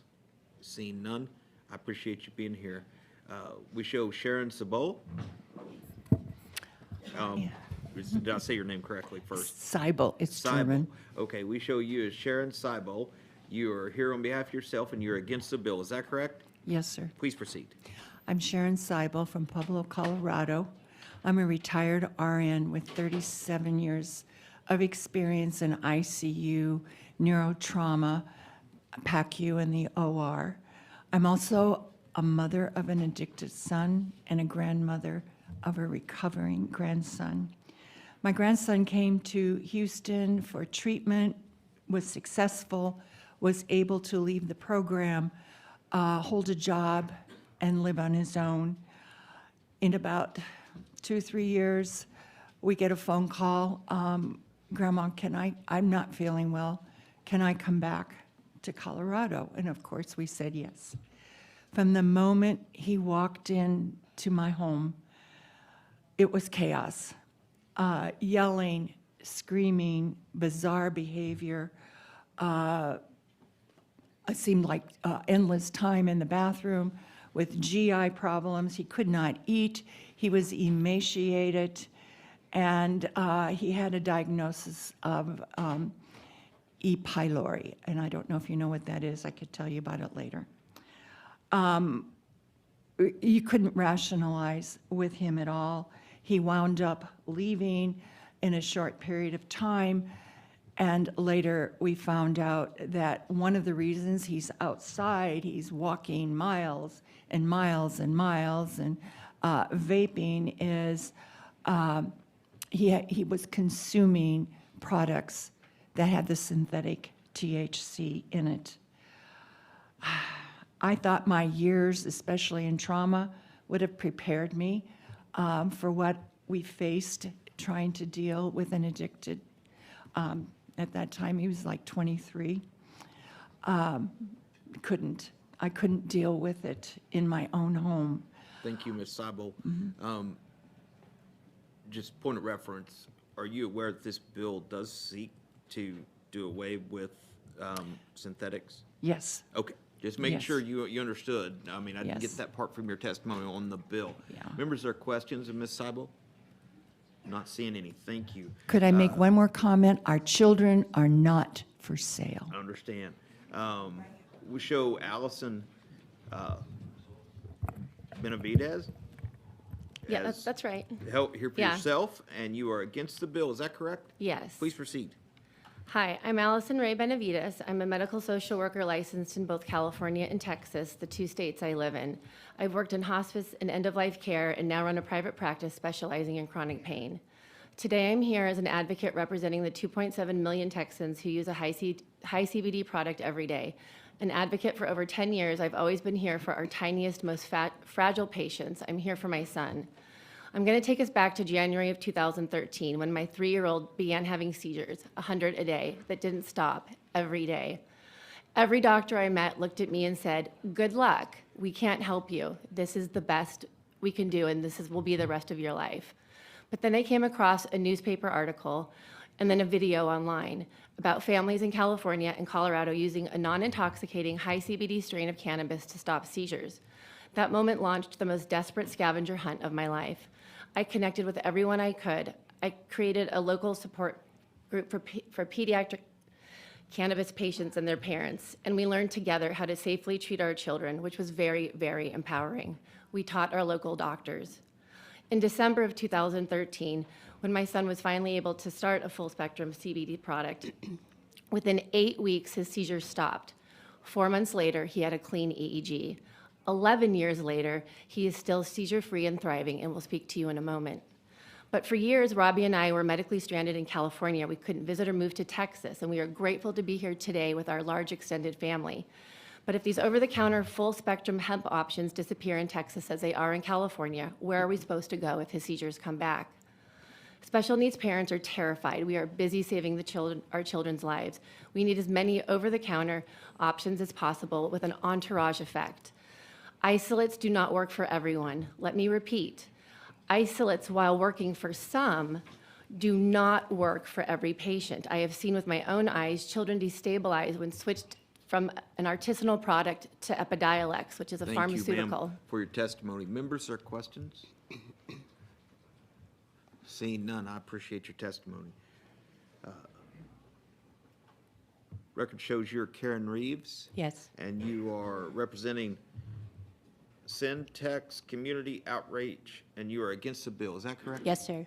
Please proceed. So my name is Karen Reeves. I'm here for myself, and I want to be a voice for my community outreach page on Facebook. I am a Texas cannabis consumer for the last almost 50 years, and I'm also been using hemp products. I've been an advocate for 12 years, and this is my 6th time to come to the Capitol to testify. And in my worst nightmare, I never believed that I would be here testifying against a bill that would ban THC. Our advocacy involves trying to help people realize that we need to reduce penalties for possession. We wanted to improve the Texas Compassionate Use Program. I became a member of the Texas Compassionate Use Program, and I made this T-shirt. I'm so proud. See my T-shirt? No, I'm Ma'am, not proud no. anymore. Anyway, I'm sorry. I made the T-shirt because I was a proud teacup patient, but today I realized that I'm not proud anymore. I'm a little ashamed and I'm disappointed. All our advocacy here at the Capitol, we've been doing all this education, and still our legislators act like they don't know what's going on. Since I've been able to utilize hemp products in my everyday regimen, I haven't been to the hospital in 6 years or been hospitalized after my open heart surgery. I've been able to go back to a part-time job for the last 3 years. Nobody at my job knows that I utilize cannabis therapeutics. That's part of the magic of cannabis. You can have hidden illnesses such as anxiety, pain, and depression, and smoke cannabis. Like I use about 1 gram of flower a day, and nobody has a clue, but they don't see me having panic attacks. They don't see me crying over in the corner. I do all that stuff at home before I use it during the day. And then when I started using the hemp products, the topicals, the CBD oil, and I do make fully extracted cannabis oil that I use at night to help me sleep. Now, my flower that I use and the FICO that I use are very illegal. So what will happen to me if my house is raided? What will happen to my family if we're arrested because I choose a safer alternative to the harmful pharmaceuticals that I took for 20+ years? I was a terrible mother. But when my kids turned 18, I decided, did I want to live or did I want to die? And I chose to live. And cannabis therapeutics gives every person an opportunity to have a better quality of life. That's what we're here advocating for. Thank you, Ms. Reeves. Thank you. Members, are questions of this witness? Seeing none. Appreciate your testimony.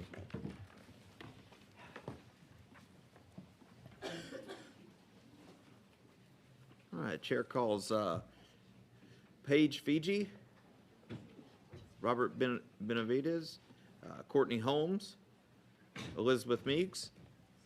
Next panel will be Rebecca O'Neill, Bobby Vickery, John Harlow, and Luke Wang.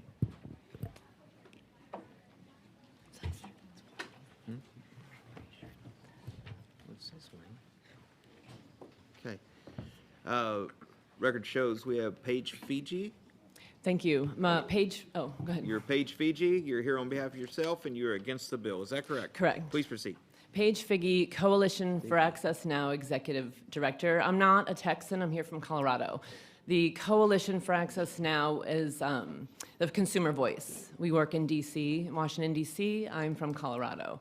My daughter, Charlotte, is considered the origin of this whole movement for CBD use for epilepsy, or the mess, as some of you might consider the reform that her story caused. So the Coalition for Access Now, we were responsible with consumers, state by state, to legalize some form of a CBD, high CBD, low THC, non-intoxicating, full spectrum, whatever we're calling it, hemp extract. We went to each state and helped. We were here in Texas about exactly 10 years ago to help you get that legislation passed for the consumer.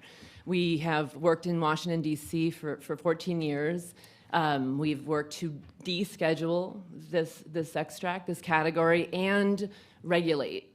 And you asked earlier about the farm bill. That's for farmers, and I always thought that this should be in a separate bill to do two things, to deschedule hemp, but regulate it as a dietary supplement by the FDA. So we're nearly there. Congress assures us they're serious. They're very proud of this category. They will have this done in the fall. Meantime, we're coming back to Texas and asking you to regulate this strictly. It's been done before, so you don't have to reinvent the wheel, and we have solutions. We've worked in states like you've heard Susan Hayes discuss, Colorado. I think Virginia is a good state model. I think ideally Texas should be the state lead model on how you want to regulate this. So in states like Virginia, what they did was remove the Delta 8 products. That was their intention from the shelf. Thank you, Ms. Figge. That's what this bill is trying to do, too, so we're headed there. Members, questions for this witness? Seeing none. Record shows we have Robert Benavidez. Yes. You are here for yourself, and you are against the bill. Is that correct? Yes, sir. Please proceed. All right. When I was a kid, it started at 3 or 2 years old. I would start having seizures, about like 100 a day. When I was 5 or 6, my mom gave me medicine, which was CBD, and it was like this oil that you would take. And so I took it, and at first it made it worse, but eventually it made it better. And if I didn't have CBD, I would still probably be having seizures. Yeah, that's pretty much it. Thank you for your testimony. Hey, you did a good job. Members, Mr. McQueenie has a question. Nice job. Thank you for being here. You're welcome. Members, anyone else? Robert, you did good. Thanks for being here. All right, record shows we have Courtney Holmes. Is that correct? Yes, that's correct. You're testifying on behalf of yourself, and you are against the bill. Is that correct? Yes, that's Please correct. proceed. Okay. So Courtney Holmes, I am a nurse by background for over 20 years. Experience in healthcare includes hospitals, pharma, as well as healthcare IT. I've been an oncology nurse, a clinical educator, associate chief health officer, as well as a clinical director. I'm the founder of a health and wellness company, and I'm a co-founder of a nonprofit supporting alternative therapies for Parkinson's disease. I'm also board certified in integrative and functional nutrition with a certification in cannabis, healthcare, and medicine. I'm a wife, a mom of 3 daughters who are here today. 2 years ago, my husband was diagnosed with young onset Parkinson's at the age of 40. We felt strongly led by God to pursue a natural healing path. Cannabis has played a huge critical role in why he is thriving today. It manages pain, stiffness, anxiety, sleep, movement, as well as being neuroprotective and helping with those neurological symptoms without the need for pharmaceuticals or their harmful side effects. Did you know that there's transdermal patches available in other states that are so effective they help people function throughout the entire day without ever feeling high? I bet you did not know that, but I have seen it firsthand. Personally, I have gotten rid of all of my need for anxiety medication years ago with a specific type of carefully dosed high CBD to THC ratio gummy. Cannabis is, in its natural form, I should say, it's not lethal. There is no one in recorded history that has ever died from a cannabis overdose, once again, in its natural form. Yet we lose tens of thousands each year to opioids and alcohol. Now that is the real poison. Our restrictions in Texas are forcing people towards the unregulated synthetics that we've all heard about today, the Delta 7, 8, 10, HHC, et cetera. Those are the things we need to worry about. We need education, regulation, and access to the full spectrum whole plant medicine, that entourage effect that you've already heard about. It's lost when you ban forms and you isolate compounds. Vaporizing flour, which you're also trying to get rid of with a specific device, it does not heat it to that 500-degree level, which gets rid of all of those cannabinoids and terpenes. It is the safest, most effective, minimally processed way to access the full plant quickly. It reduces carcinogens and it Thank you, Ms. supports Holmes. immediate relief. Members, are questions of this witness? Mr. Phelan. Thank you, Mr. Chairman. And if you'll share it with me, and if you don't feel comfortable, that's fine. What does your husband use specifically that you said has been successful? Like what? As far as cannabis? Yeah, well, I mean, we've Okay. talked about a million different versions this morning. I'm trying Yes. to get my arms no, around. absolutely. So we have a vaporizer, right, which heats it to a specific temperature where it gets all of the cannabinoids, the terpenes, and the flavonoids. So he gets the full benefit of the plant. He uses that throughout the day. The vaping cartridges that we are all saying are so dangerous, I 100% agree with that. However, there are formulations called live rosin. They are solvent-free extractions that are available in other states. That they preserve the natural essence of the plant, and they are completely safe and effective. Everything else that is being created, as far as the pens go, they're dangerous. I completely agree with that. Being with my medical background and being a clinical expert, there's no way I would ever let him put that into his body. Gummies, tinctures, patches, topicals, all of it. There's topicals that have such a high concentration, you cannot get high from topicals either if you buy the correct medical formulation. Those help with pain that he gets that is so severe at night that his leg will not stop tremoring. So when he uses his vaporizer and we put that lotion on his leg, it calms down. So pretty much every night I'm rubbing his leg, rubbing it into his foot. But it's been a miracle for Parkinson's, but you can't take away all the different remedies. So if you don't mind me just adding in, cannabis is self-titrating. It is not a one-size-fits-all. That is why we're not a part of the compassionate use program, because it doesn't give a patient the ability to titrate up and figure out what is the most effective dosage for them. Everybody is different. Males and females, they're both different as well as how they're going to react to that plant. And so that is why we need to protect the choice, because for somebody like my husband, this is crucial. And for any other Parkinson's patient out there today. I brought my daughters here with me because it's all about education. They need to understand the benefits of the plant and what not to do with the plant. I think we're lacking education, and that's a part of what I do for a living is educate on this. And so I hope that answers your question, and I hope that It makes does, sense. and my next question was going to be, and you kind of answered it. So I was going to ask if you were involved with the Teacup program at all, but your experience is it's not beneficial. It's It a is not. one-size-fits-all. And despite the fact it's been around for many years, it's still not going to help your husband's Parkinson's whatsoever. That is correct. We have been to 10 plus states around the country and visited the dispensaries there. What they're doing it well. And we're able to access for him different formulations that unfortunately he cannot get here. He is 100% pharmaceutical free. He's thriving. He's a dad. He's an advocate. And my kids are able to see their father with once was a devastating diagnosis. They're able to see him be a dad. And if we have these regulations, it's going to take all that away. And it's not just for him, it's for the entire Parkinson's community and anybody else dealing with any type of ailment that this plant helps. Thank you very much. Of course. Members, other questions? Seeing none, I appreciate you. Oh, you being here. I've got one more on this panel. We show Elizabeth Meeks. Is that? Meggs. Meggs, okay. Yeah. Elizabeth Meggs, you are here on behalf of yourself, and you're against the bill. Is that correct? Yes. Please sir. proceed. My name is Elizabeth Meggs. Thank you for having me here, and I am against HB 28 because I too am proof of the whole hemp plant and what that can do for our neurological health. I suffered a traumatic brain injury 25 years ago at the age of 14, and honestly, I would not be here today if it was not for the whole plant and all of the 150 plus cannabinoids. But we need regulation, but regulate the pure product so that we can get rid of the bad actors. I've heard so much stuff about the synthetic chemicals. I've been educating people for 6 years on how to find pure, good quality CBD. People have come up to me telling me that CBD doesn't work. After they talk to me and I talk to them about what they need to look at the COAs. A lot of COAs do not test for pesticides, do not test for leads and other chemicals. If I don't see those tests, I don't recommend those products because I don't know what they're hiding.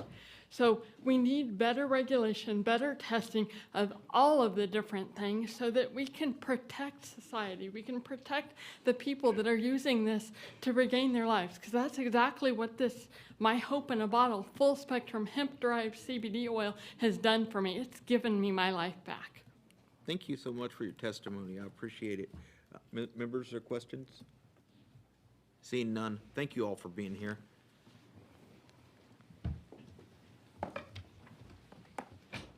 Chair calls Rebecca O'Neill, Bobby Vickery, John Harlow, Luke Wong. Next panel will be Lucas Gilkey, Terrence Jones, Ethan Yost, Fahad Alif.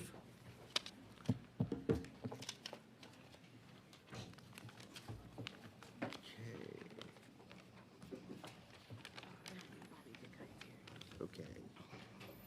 Bobby Vickery? No? Okay, we're going to show Bobby Vickery on behalf of the Sheriff Association of Texas and self against the bill, not testifying. We have Rebecca O'Neill. You're Rebecca O'Neill. You are here on behalf of yourself, and you are against the bill. Is that correct? That's correct. Please proceed. My name is Rebecca O'Neill. I am a nurse, been a nurse for 20 years. I am also a store owner. My husband and I own Hummingbird Hemp in Arlene, Texas. We were the 66th licensed retailer in the state. One of our biggest things has been educating our community as well as selling quality products. We're not your run-of-the-mill, just sell anything that comes to us. We have a vetting process. We look at all the lab testing. The biggest frustration that we have had is the lack of regulation. There is not an age limit in Texas. We don't have one. We enforce one. Dishes has never come out to do an on-site regulation visit. So instead of over-regulating what's not being even enforced currently, we need to enforce our current regulations. Oversight is key.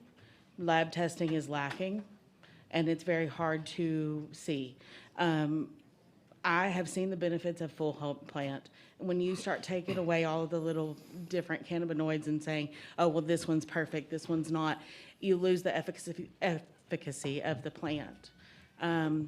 And it's worthless. And then bringing in alcohol into it, you just compound the problem.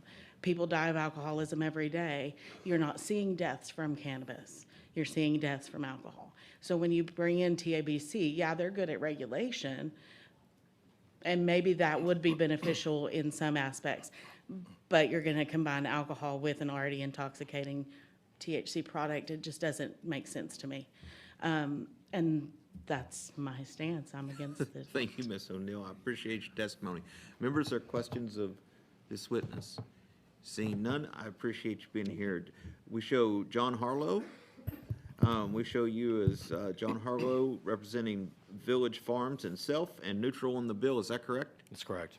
Please proceed. All right, thank you for having me. My name is John Harlow. I represent Village Farms as general counsel. I'm a Texas native. In a prior life, I received my doctorate in pharmacology and toxicology, studying cannabis and endocannabinoids, particularly with disorders of learning and memory like PTSD and Alzheimer's. I'm a designated witness in the DEA rescheduling hearing, and finally, I was appointed by the state of Colorado to solve this very issue. Texas is trying to solve a problem that's already largely been solved in many states, such as Colorado and Virginia. In fact, Texas has more in common right now with California, given the current bill language. That is, rather than understand and solve a complex problem, the current approach is, and I quote, "If you don't understand it, ban it." The inevitable result is denying a powerful therapeutic option for those here, moms, kids, vets, which can be provided in a non-intoxicating manner. I urge you to do better for your citizens, to understand the problem and the existing solutions, and draft bill language that both accomplishes your goals and protects your most vulnerable citizens. The current solution to allow intoxicating hemp beverages to the exclusion of all other hemp products isn't it. It is instead just granting a monopoly in cannabis to the alcohol industry. Thank you. Thank you for your testimony, Mr. Harlow. Just one point of reference. On this particular bill, I believe the quote you used, "If you don't understand it, ban it," I think that was quoted in the other chamber. Correct. To be clear, that did not happen in my committee. Correct. Thank you. Members or questions, Mr. Harlow? Seeing none, Chair calls Luke Wong. Yes. We show you as Luke Wong. Yes, sir. You're representing Hi-Res Labs Yes, and sir. yourself, Yes, sir. and you are neutral on the bill. Is that correct? Yes, sir. Please proceed. My name is Luke Wang. I am the co-founder and the lab director of Hi-Res Labs, an ISO 17025 accredited laboratory licensed by the Texas Department of Agriculture to perform hemp testing as well. I hold a PhD degree in environmental science and engineering and have 22 years of experience from both academia and industry. Since January, Hi-Res Labs has been providing lab testing services for CBD, hemp, and consumable hemp products in Houston. I also have 5 years of experience testing medical cannabis and consumable hemp in both Oklahoma and Texas, including compassionate use programs that serve patients with serious health conditions. Since launching our testing services in Houston, we have noticed discrepancies in test results between our lab and out-of-state labs, particularly in the levels of THCA and Delta 9 THC. These differences highlight why in-state lab testing is essential. Organic compounds in hemp-derived products can degrade or convert over time, meaning the final product sold in Texas should be tested in Texas to ensure its safety and compliance. Beyond cannabinoids, testing for pesticides, heavy metals, residual solvents, mycotoxins, and microbial pathogenic contaminants is critical to public health. Without proper testing, consumers, retailers, and regulators are left in the dark. Vulnerable populations could be exposed to harmful contaminants. For patients who rely on compassionate use programs, accurate lab testing is even more vital. These individuals often live with epilepsy, cancer, or other serious illnesses, depend on product consistency, purity, and potency for relief. Any Thank you, variation. Mr. Wong. Members or questions of this witness? Seeing none, I appreciate you all being here.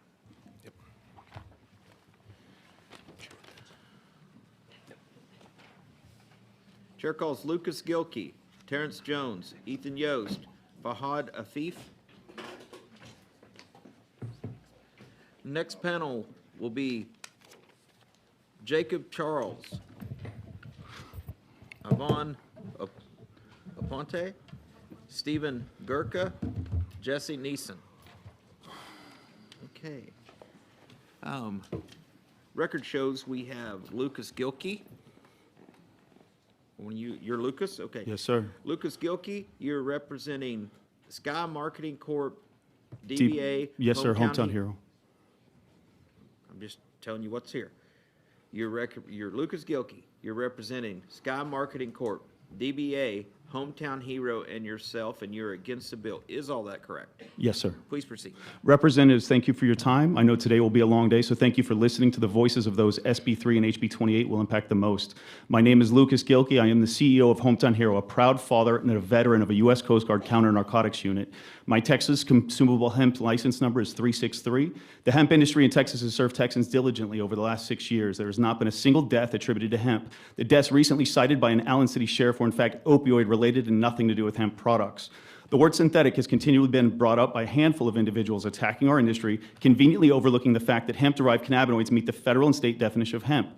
To be clear, synthetic cannabinoids have been illegal since 2011 under Penalty Group 2A, Section 481.1031 of the Health and Safety Code. The Texas hemp industry is not selling synthetic products, and please consider why there would be a push to ban hemp products if they are already illegal.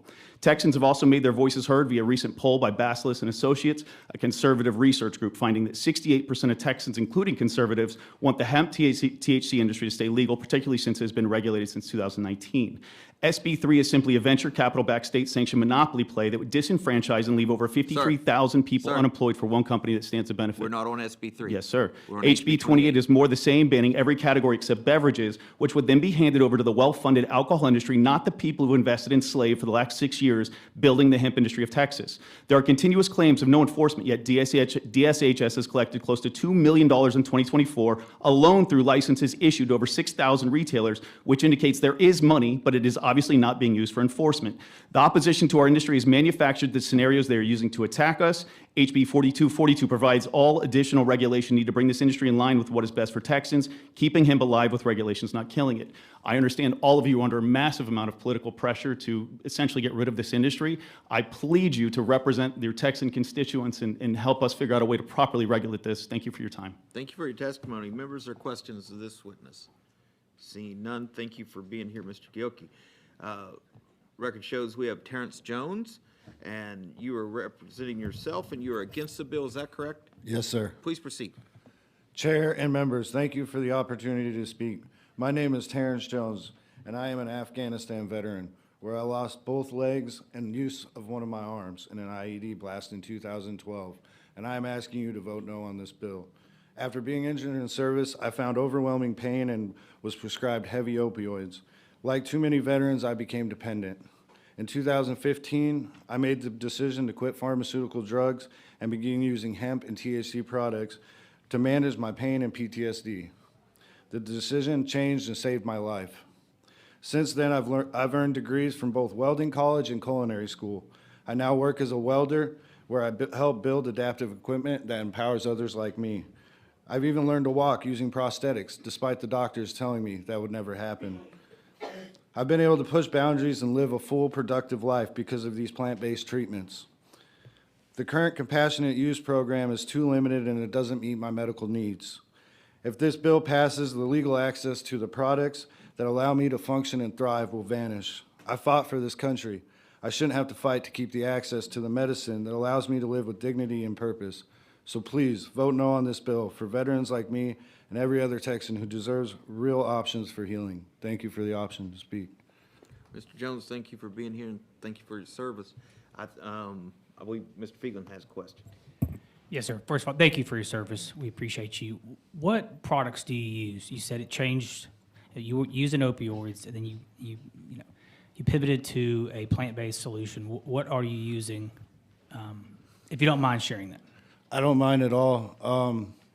I went from using over 300 opiate pills plus street drugs a week on top of all the other drugs the VA prescribed me to now I use CBD and THC flower, the plant itself, so that, as you guys have heard, I can get the entourage effect and the full spectrum of the plant because that's what I need because I'm dealing with PTSD, I'm dealing with pain.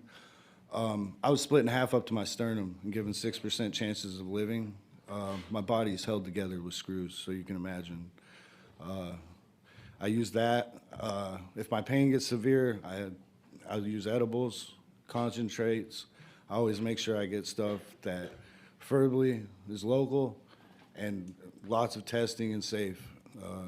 Like many, I agree, like we need the regulations to make sure what I use as medicine is safe when I get it.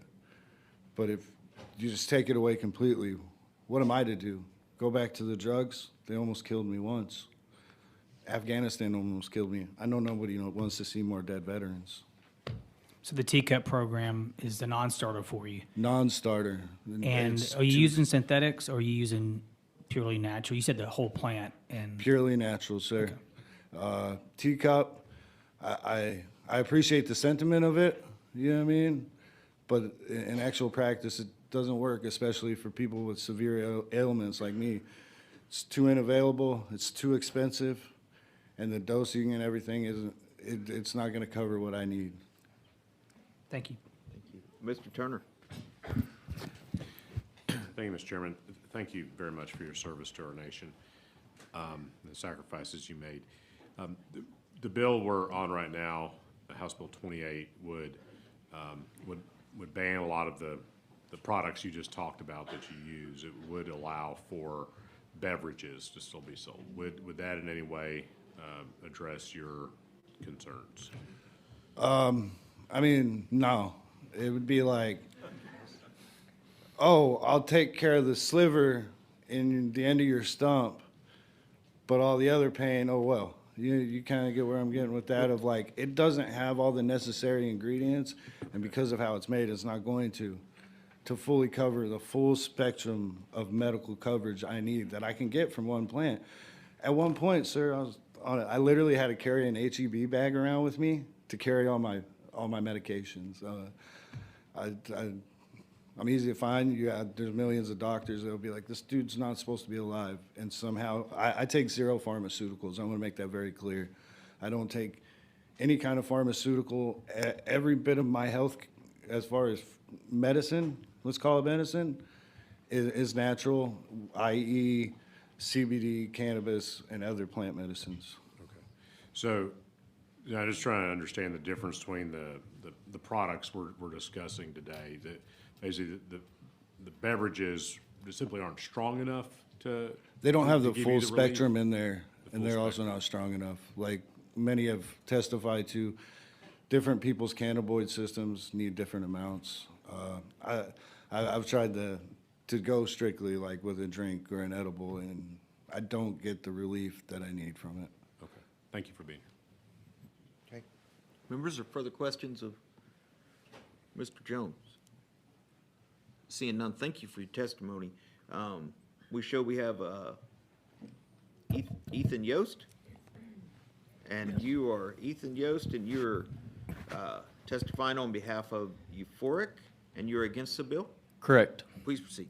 My name is Ethan Yost. I am the founder of Euphoric, and today I speak merely not as an entrepreneur, but as a passionate advocate for thousands of Texans who will be profoundly affected if House Bill 28 is passed.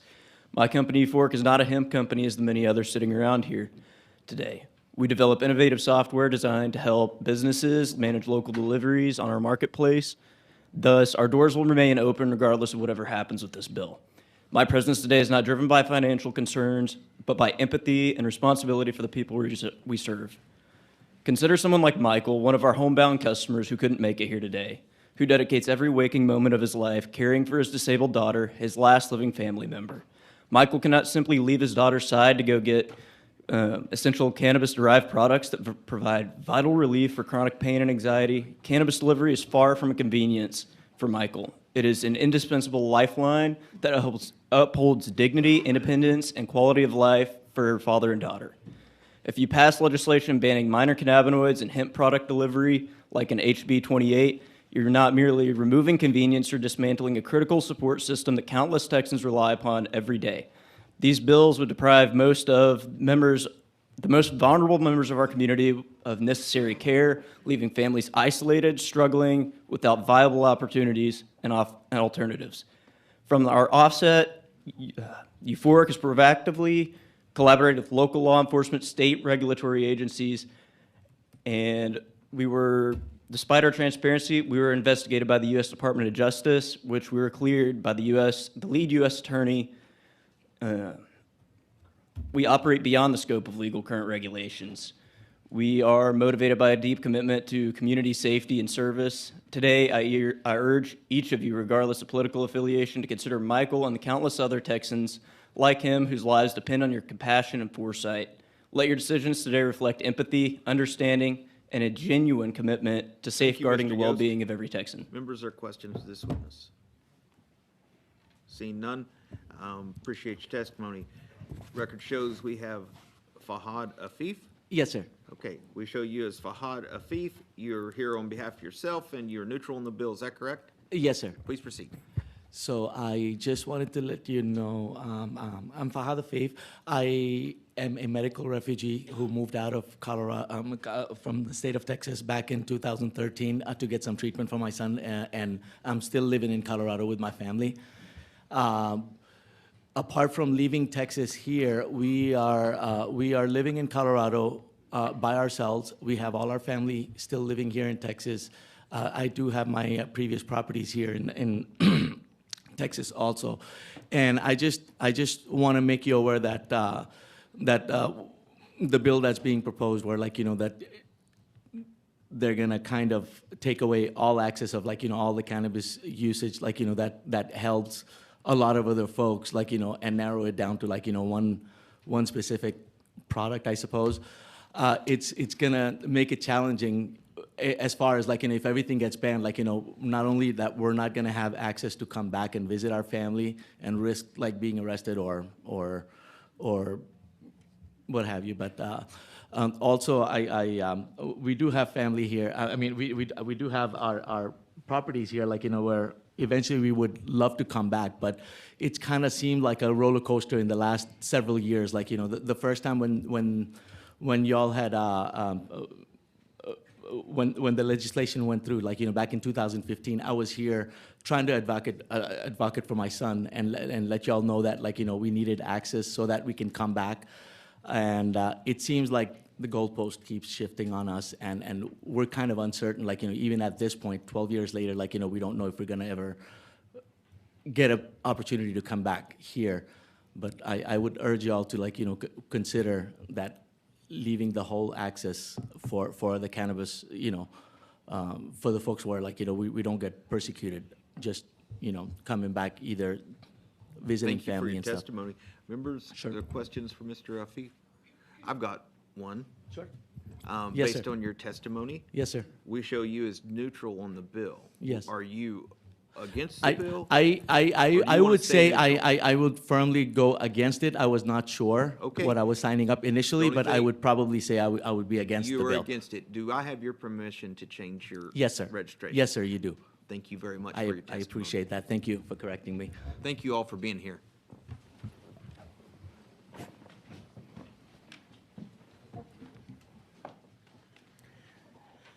Chair calls Jacob Charles, Yvonne Apont, Stephen Gurka III, Jesse Neeson. Next panel will be Craig Katz, Trayvon Ferguson, Candace Stinnett, John Burke. Okay. Record shows Jacob Charles. Are you Jacob? Yes, I am, All right. sir. One second. We have you as Jacob Charles. You're here on behalf of yourself, and you're against the bill. Is that correct? That is correct, Please sir. proceed.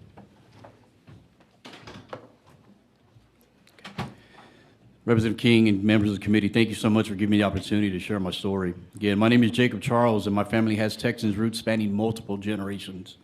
I'm proud of my Texas heritage, and I'm also a husband, a father, a combat military veteran with over 22 years of honorable service to this country. Like most of my veteran brothers and sisters, it was our honor and duty to serve and protect this great nation of ours.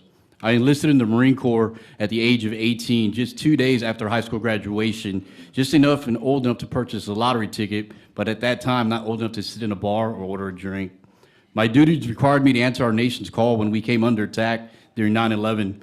This incident had a traumatic and lasting effect on me, and unless you have experienced war, you cannot relate the horrors or yet hear the voices ignored to this committee. Upon my return from deployment, I, like many other Marines, reached for that bottle of alcohol to cope with our depression, anxiety, and the loss of our brothers and sisters who we lost in combat. In a civilian life, Marines are always taught you overcome, you adapt, you never show weakness. As you can imagine, alcohol was not the answer. It only increased my anger and depression and led me to losing my family for more than once or twice during my lifespan. During my treatment, I was diagnosed with PTSD, substance use disorder, depression, sleep apnea, just to name a few. Like most veterans, I was prescribed pharmaceutical drugs from the VA. Many were to deal with my primary issues, but several were prescribed to me for my combat-related side effects. Other drugs included night sweats and reliving those horrors of the combat experience. Those drugs turned me into a zombie. I was walking around the world with no one running, in a sense to say, the engine upstairs. Believing I would be living in this horror for a lifetime, I had become seriously depressed once again and contemplated suicide. My wife discovered me one afternoon after returning home of afternoon practice with my son, and she found me in our bedroom holding my 9mm pistol to my head. She threw away the prescription drugs and said, enough is enough. You are a U.S. Marine, a father, a husband, and you need to live our lives. Thank you, Mr. Charles. I've got a question for you, though. Yes, sir. So you are a veteran Marine Corps. Thank you for your Combat service. veteran, yes, sir. Thank you for your service, number one. Second, like so many others, we hear all the time, you know, veterans come home, they turn to alcohol, that doesn't work, so they go to the VA and they get pumped full of pills. Correct. All right. And so your testimony is that you use these hemp-based products for PTSD. Very much for one of the other symptoms, yes, sir. Okay. We are in a strange environment in Texas. You know, we've never technically legalized hemp for this purpose, and it became this purpose. And I understand, you know, the people being against opening it up for drinkables and not anything else. I totally get that. I said it earlier in response that, you know, this is an elephant that Texas got, and we are going to go down a regulatory road at some point, I believe, and we're trying to eat the elephant one bite at a time. If it was opened up to edibles, does that help, or does that not help because it's not full spectrum plant like one of the previous, like Mr. Jones testified to earlier? Yes, again, Jacob Charles here. Representative King, I can only speak for myself. Like many of these experts that you brought on this panel have speak about the different effects that cannabinoid receptors have on one individual. I myself am at 25 milligrams of live rosin, which is one of those natural derived products that helps me deal with my anxiety, my depression, and helps me actually sleep at night. So again, I can only speak for myself, stating that legalizing these products and having them available, readily available for the different men and women that have served this country is what we're asking for. I don't disagree with that at all. I'm wondering, though, we've heard a lot of testimony about how teacup doesn't work. It's not broad enough. It doesn't. If teacup was broadened to meet your needs, would you participate in the program? No, sir, because actually I was a member of the Teacup program. Again, like most individuals, the expense costs, the amount of travel to get that prescription, to be put on a registry and not have that freedom, now you're mandating a product to me that I don't have the choice or the opportunity to get. And at those levels that Teacup offers isn't what I need to sustain for my injuries. I understand current levels. There will be another bill in another committee discussing teacup that seeks to broaden the levels and the accessibility. I don't know if that ever gets to the place that it would meet your needs. I'm just asking the question. Absolutely, yes, sir, and I'm happy to answer it. But I think, again, the way the program is designed currently, as you mentioned, the price is astronomical for us to be able to afford. Understood. Thank you so much for answering my questions. Members, there are questions of this witness? Seeing none, thank you for being here. Thank you, Mr. Skew. Yvonne Aponte, did I say that right? Aponte. Aponte, Yes, sir. okay. I show you as Yvonne Aponte. You are here for yourself and you are against the bill, is that correct? For myself, sir, and the youth center that we run. Okay, you are only you're only registered to testify on behalf of yourself. Would you like me to change that? Can it be both? It can? Give Okay. us 1 second. What youth center, is it just called the youth center? It's HTC. Oh, by the way, thank you all for your time. It's HTC Youth Center. 1 second, HTC Youth Center.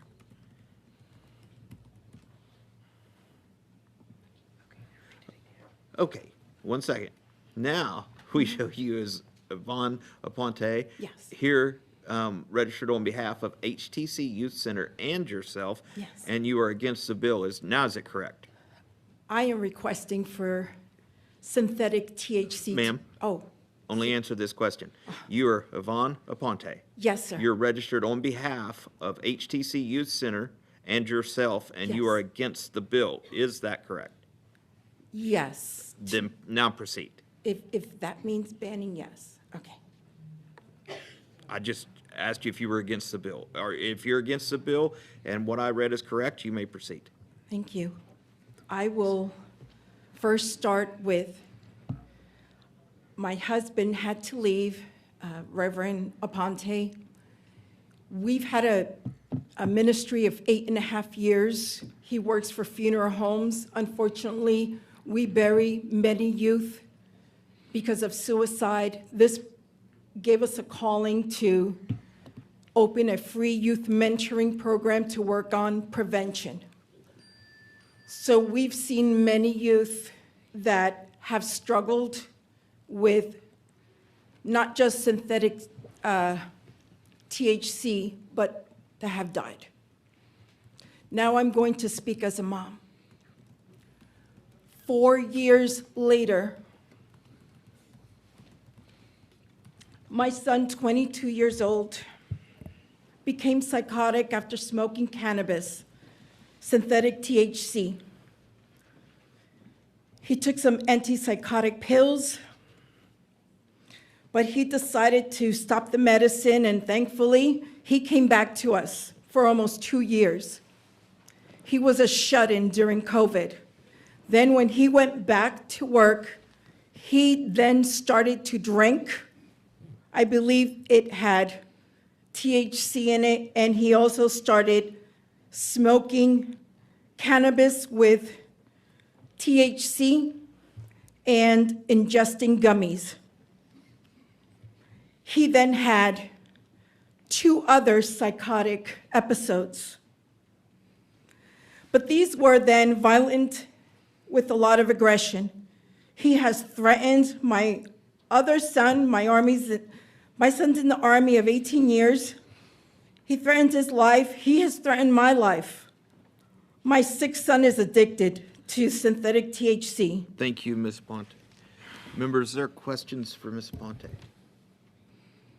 Thank you so much for being here. Chair, record shows Jesse Neeson. I did?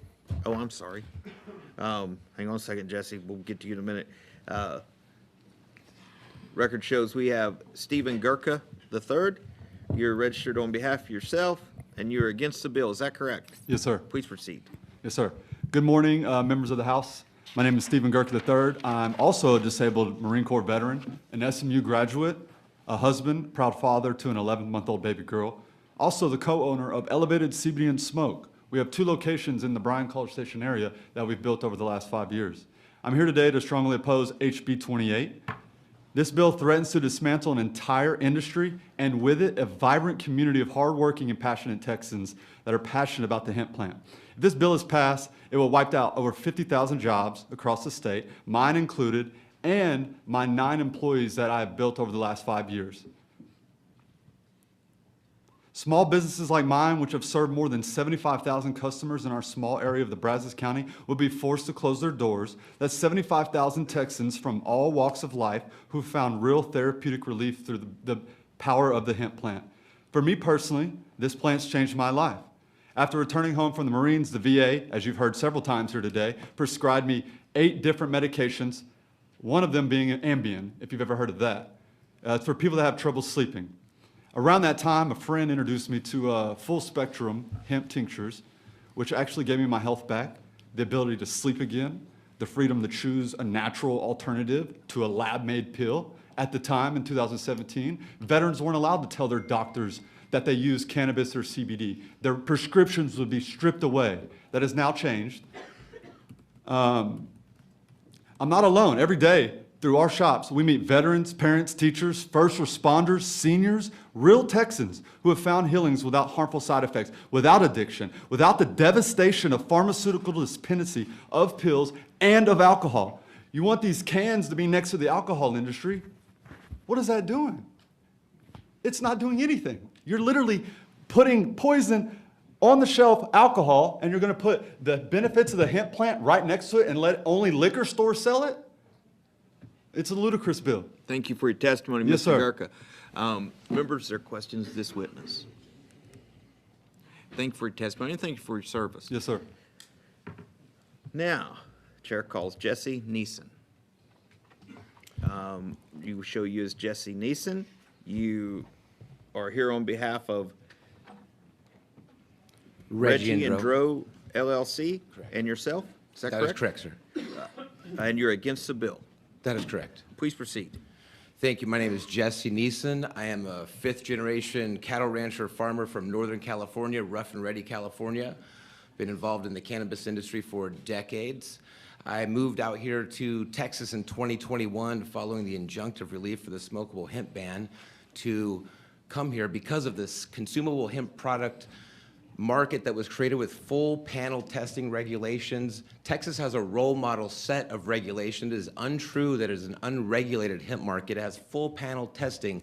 The Chips Ahoy and other products pointed to in the propaganda would never pass the full panel testing that my store was enforced upon by DSHS. I got proof right here. If you don't have a COA with pesticides, heavy metals, residual solvents, mycotoxins that hit all the strict levels that DSH has in the Texas admin code, that gets destroyed as it happened in my shop. We need to take the money and put it in enforcement for this plant and all plant parts of the natural cannabis plant that have never killed a single human person ever. Meanwhile, peanuts kill hundreds of people every year, including children, and we sell peanuts to kids every day. This is the most ridiculous thing in Texas. We sell gallons of margaritas in the drive-thru and let people suck cigarettes to death with a warning label. We have packaging, labeling, and full panel testing requirements for this. What you need to understand is it's a whole plant. You're proposing CBD, CBD, CBG, and THC only. You have to take it apart through extraction and add chemicals and solvents to take this plant apart. You're gonna throw out the baby with the bathwater. Bad move. I will take my Wyoming company and start doing interstate commerce and sales to the Texas constituents that you serve to get them what they need from out of state, and I will move myself out of Texas if this bill gets passed. And that's what many other people will do. Other states that aren't even ever in Texas will continue to sell into Texas. You cannot stop the interstate transport or sales, interstate commerce, or delivery through USPIS. Inspector General will make sure he's a higher level law enforcement than any Texas. Thank you for your will testimony. deliver the packages. Thank you for your testimony very much. Thank you. But I do, I see here that you were also retired Marine. I was honorably discharged. I was not retired. Thank you. Okay, honorably discharged. Well, thank you for your service. You brought up some interesting points. Thank you, sir. Here. Because we've had the conversation about interstate commerce, and everybody up to you has kind of skated it. Are you still going to sell it in Texas if we ban it? I follow the law 100%, and I can continue to do so from outside of Texas with an out-of-state company. I currently have a Wyoming company I put in place because June 22nd, 22 days after I opened my store in Stone Oak, San Antonio, I came out thinking, okay, we can do this with a jar where we can take the buds out, and that would be okay. With the actual natural, unaltered flower, natural plant that has never killed a person like the plant, unlike peanuts, which is a plant that's killed many people, right? So, refresh my memory, sir. What the point? I just lost the point there. Interstate commerce. Interstate commerce, yeah. So the reality is that you cannot stop the interstate commerce or interstate transport or the delivery or possession of a federally legal product. It is federally legal. I think what you all are misunderstanding is that this is very complex. But Delta 9, for one thing I'd like to say, the doctor who testified earlier from the university mentioned that Delta 9 is the most important constituent of the plant. Big news story here. The plant, cannabis sativa L, does not produce Delta 9 THC, the one molecule that makes the difference between this one same exact plant being controlled substance marijuana and federally legal hemp ag crop commodity that gets crop insurance and has no issues. It's the same exact plant, and the one molecule, Delta 9, is not produced by the plant in nature. It is the biosynthetic precursor. Biosynthetic does not mean it's synthetic and it's bad. It is biosynthetic precursor, THCA, THC acid, which has a carboxyl group hanging off the side of the molecule. That is the biosynthetic precursor the plant naturally makes. Heat decarboxylates, breaks the weak bond between the carboxyl group and the remaining molecule. It loses 12.3% of its molecular weight, 87.7% is left. A new converted molecule, naturally converted through heat, decarboxylation, Delta 9. That's how that's created naturally. Okay. So that I have. So my other question would be, We've heard a lot of testimony about, Delta 8 and these foreign-made vape pens that have all this horrible stuff in them and that are causing psychosis in our children and that kind of thing. I'm assuming in your store, you only sell things that are packaged accurately and do what you know they'll 100% since September 1st, 2023, I have evidence here where I was inspected and I had a large amount, over $10,000, wasn't that big, but it was big enough for me as a small business person, $10,000 of product I bought from a licensed distributor as a wholesaler.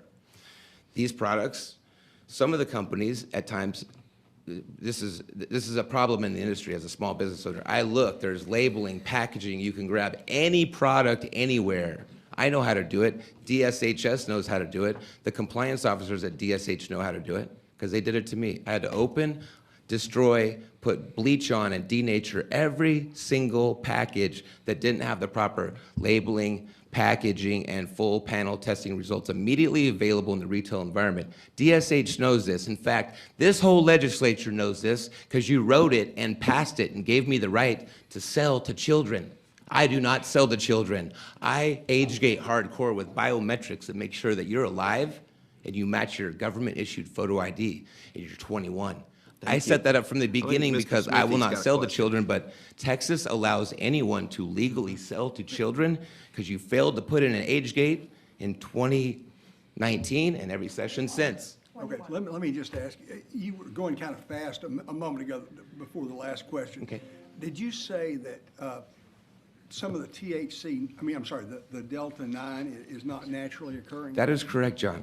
So what I'm saying is that the plant, cannabis sativa L, if you look in the Controlled Substances Act or the Farm Bill, the legal definition of hemp or marijuana cannot be described without including the words, the plant cannabis sativa L. This plant, cannabis sativa L, does not naturally create the Delta 9 THC molecule.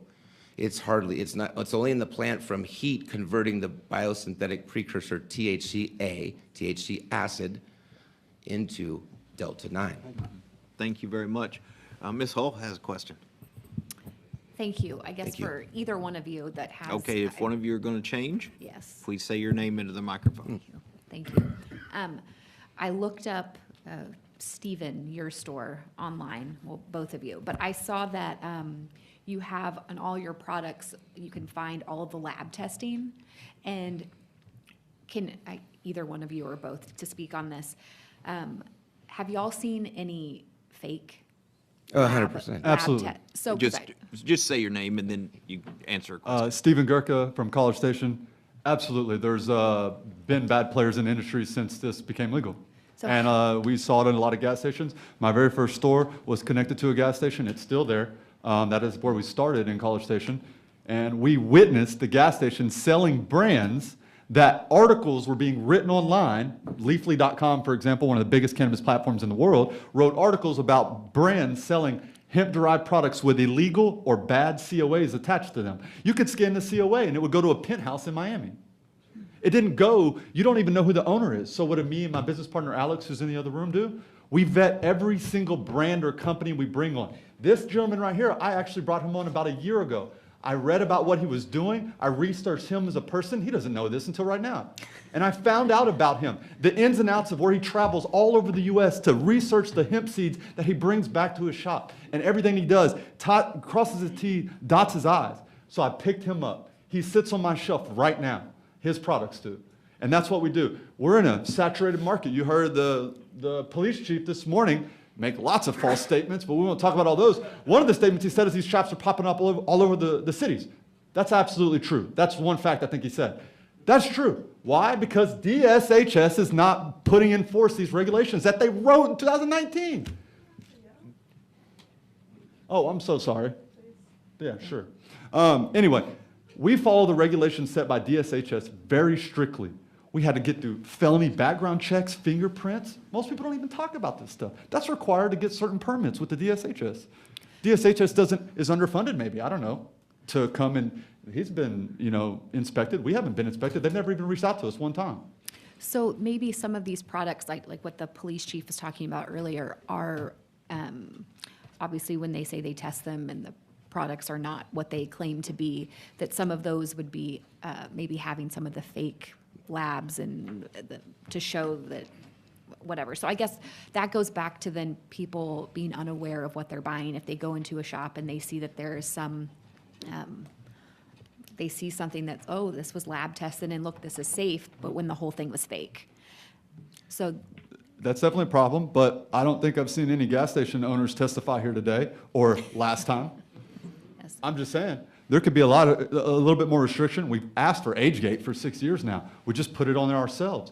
Like he said, Texas gave permission to sell to underage children. We didn't decide that. Y'all made that rule.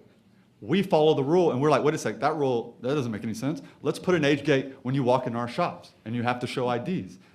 But there's not a lot of regulation on it, or these regulations that DSHS has, they're just not enforcing them. And then what is the argument? Well, they're underpaid, or they don't have the money, the funding. We hear that a lot, the funding. Okay, well, tax it.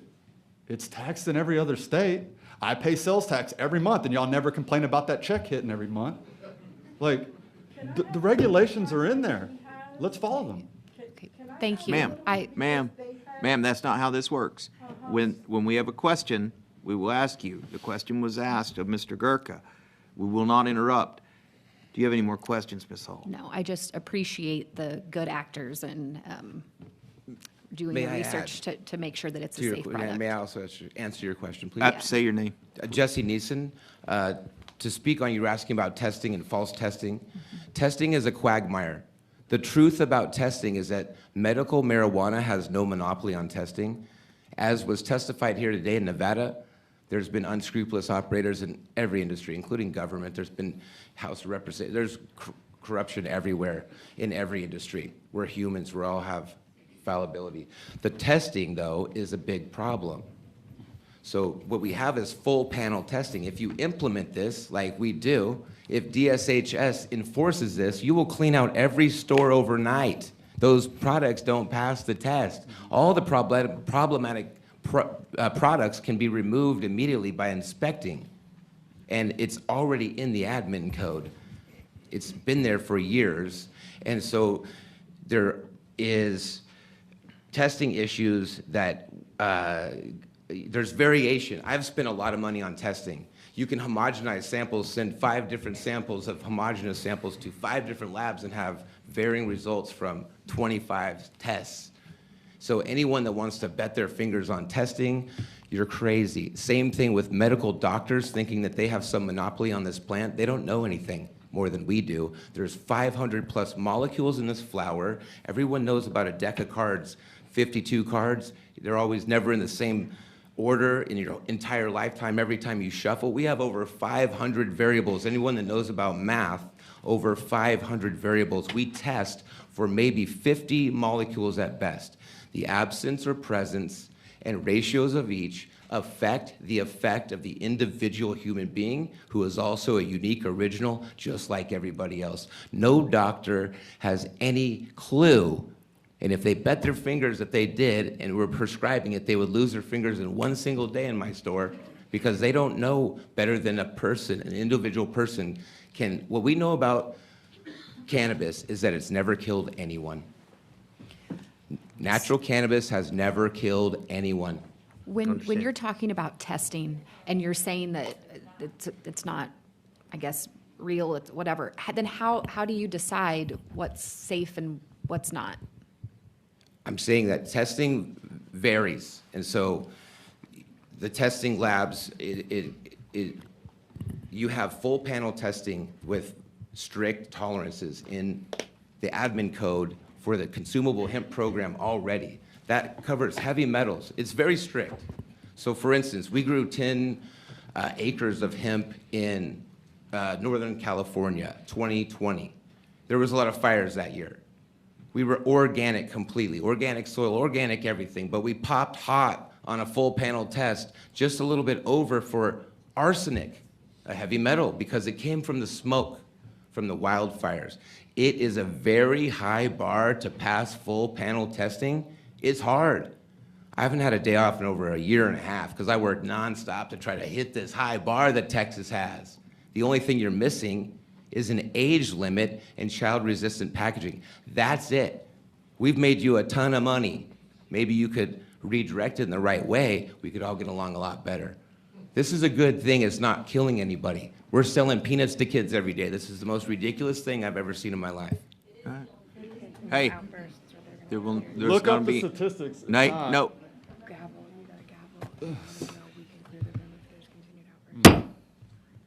We're trying to get to the bottom of this and afford you guys a lot of time. I've asked for no outburst.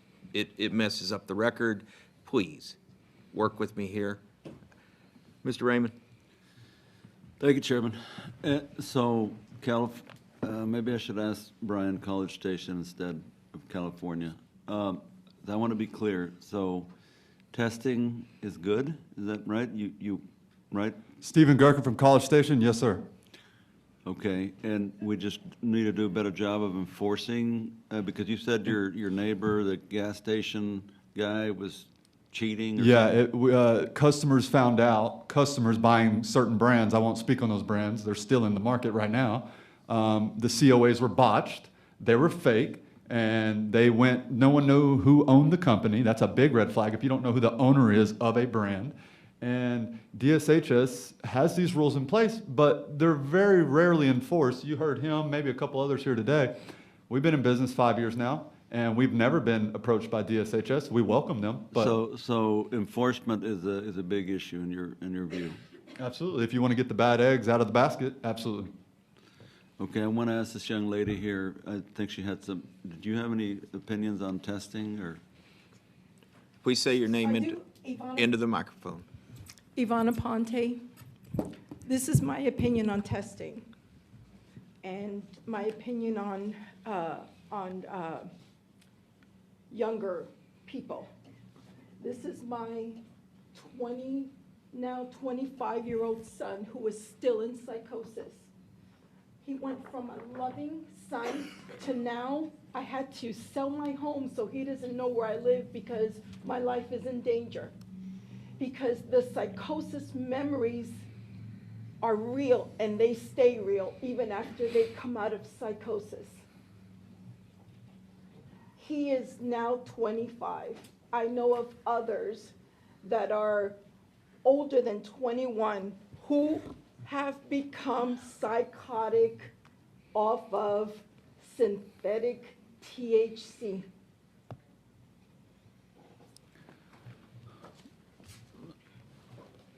Mr. Raymond, you have anything else? Thank you. No. Thank you. Mr. McQueenie. Thank you, Mr. Chairman. Mr. Gurka, do you sell vape pens in your store? Yes, sir. How do the vape pens come out on the testing that you're as confident as you are? It seems that we have trouble with that. So Yeah, are you confident that those vape pens are safe? Yes, sir. To the best of my knowledge, we represent only a few brands on the vape pens. That's not a primary product that we tend to push or sell. We sell a few by 3 or 4 of the top brands in the nation that are very well known and a part of the hemp industry full on. Jesse, could you comment on the vape pen safety? I stopped carrying vape pens after this inspection because I'm here for higher purposes to develop cannabis genetics, and I came here to get direct from consumer feedback, ROI per dollar per day, look, smell, taste, effect data that the entire cannabis world doesn't have. So I am focused on the flower and the pure natural flower. Yep. Thank you very much. Members, there are other questions this panel? Seeing none, thank you all for being here.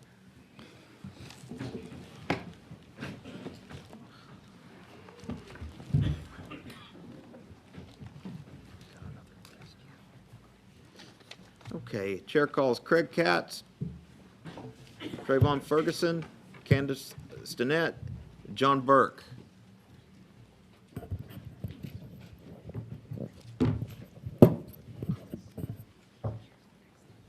Our next panel will consist of Tara Littell, Alan Sabot,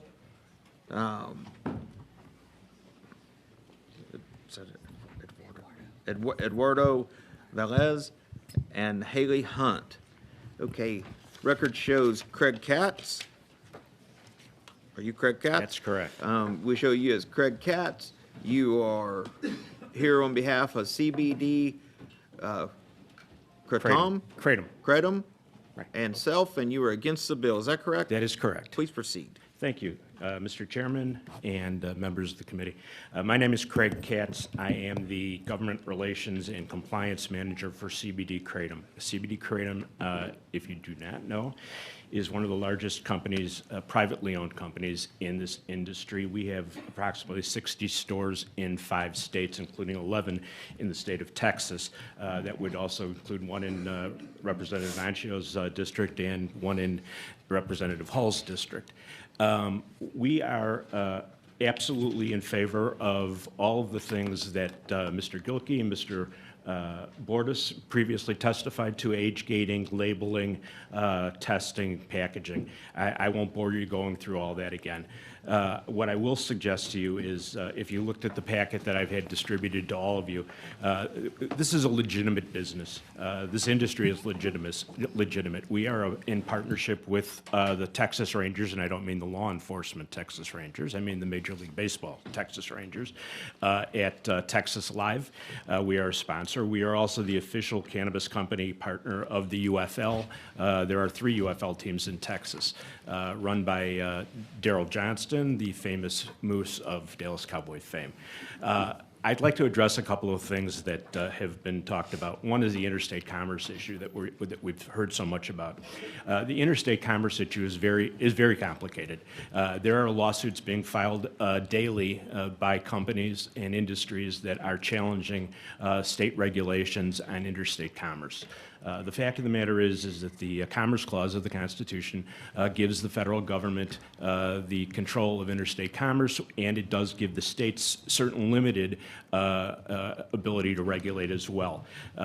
There have been multiple cases involving this, including Tennessee Wine and Spirits, which is a 2019 case that went to the Supreme Court, as well as Black versus Canepa, which is a currently... Thank you, Mr. Katz, for your testimony. Appreciate it. Thank you. Chairman. Members, are there any questions for the witness? Are we waiting for the whole panel and then the questions, or? You can ask a question. Okay, yes? Yep, Mr. Raymond. Thank you, Chairman. Sorry. I wanted to ask you, because you brought up the interstate commerce issue, because we really haven't talked about it that much, and maybe I should know this. So in California and in Colorado, you can buy marijuana, right? Yeah. Pot, whatever. What do y'all call it? Well, they call it cannabis. Okay, cannabis. But cannabis really is the plant that gives Well, you both can buy hemp and pot, marijuana. Marijuana, right? Yeah. All right. So can you, if you live in, let's say, Oakland, can you buy pot from somebody in LA and they mail it to you? Or? Yes, you can buy online. So you can buy it online. Yeah, That's I should have said correct. that. You can buy it online. And it can be sold. So then let me ask you this. Go ahead. So if you live in Dallas, like in Mr. Anchio's district, Chairman Anchio over there, I'm not saying him, but somebody, let's say in his district. No, but can they get online and order it? They absolutely can. My company is based in St. Louis. While we have physical stores in 5 states, we sell online all over the country. So, man, members, I don't think this had ever come up in testimony. At least I don't remember it coming up. So I'm guessing that probably people in Texas are buying pot online from you. Well, not pot. We're talking about hemp products, not marijuana. We're not talking. No, I'm I not asked talking about marijuana. I said, can you? Oh, if you I live in understand. Oakland, Okay, if I got you live in what you're Oakland, saying. That's a good question. Well, if you live in Oakland, can you buy pot or marijuana? The marijuana. Is that Theoretically, you could, but I'm not sure that. It depends upon what the state regulation is too. Well, you're not supposed to be able to buy pot in Texas. No, you're not That's supposed why to. I'm asking you. Yeah, Huh? well, again, I'm not. No, but the reason I say that is because Yeah. I'm hearing from testimony over and over, I think, that if this bill were to pass, or another bill that's even more strict were to pass in Texas, that Texans would continue to buy it. Or, They would. You know, like one of the prior witnesses said, I'll move my business to Wyoming and I'll just keep selling it to Texas. That's correct. That's correct. So that's what got me thinking, well, can you do that with marijuana? That is correct. You could. It just depends. So it's happening now, or you just don't want to? Do you sell pot? No, we sell hemp products, CBD products, kratom You products. don't sell marijuana? We do not sell marijuana. Do you see what I'm asking? I do. You're mixing them up, sir. You're No, mixing I'm not mixing, I'm not mixing up my question. Mr. Raymond's My asking a is- question of my Mr. question- I'm not mixing up my question. I want to know, can people in Texas buy marijuana online from out of state? In theory, the answer to that question would be, in theory, yes, because there's no way of monitoring what's coming in through, whether it's UPS or whether it's USPS or whether it's FedEx. All right, thanks. So there's no way of Thank you. checking that. Any additional question? Speaker Fian. So to build upon that, would you sell, you're from Missouri? Well, the company's based in Missouri. I'm actually from Illinois. Would you sell to individuals in Texas? We have, well, first of all, we have retail stores in Texas. Let's say you did not. have Yes, retail. we would. Okay, how would you verify age? Okay, so there is an age verification program where they have to input the information from their driver's license, whatever, either via a photo ID, and then it has to be confirmed. There is an actual program that's set up for that many manufacturers and distributors subscribe to, and it's an age verification system. So that would be traceable by law enforcement, though? Most assuredly. So this application would contract with DPS, we'll call it, because they have, they administer the program of driver's license and IDs. Maybe. I'm just I'm- saying that again, there would be a paper trail of who's purchasing your Well, product. you'd probably get into a lot of issues of privacy then. I don't know. Well, I think you would. I think you'd get into a lot of issues of privacy between a private company releasing personal information of consumers. I don't know. All right, thank you. Members, any additional questions for the witness? Thank you. Thank you. The record shows you as Trevor Ferguson, representing yourself, and you are neutral on the bill. That's Is that correct? Trevon Ferguson, I'm sorry, TRVON. Trevon Ferguson, and representing I'm yourself. actually opposed to it. Do I have your permission to change Yes, sir. that for the record? Just 1 second. Okay, I've got the record showing you as Trevon Ferguson, representing yourself against the bill. Is that correct? Yes, sir. Please proceed. Mr. Chairman, thank you for allowing me to be here. I'm a proud Texan and a proud United States Army veteran. Unfortunately for me, I also live with epilepsy, traumatic brain injury. I've had well over 2,000 seizures in the last 7 years. That's an average of about 285 a year. In addition to that, though, I'm still a father, I'm a husband, I'm a grandfather.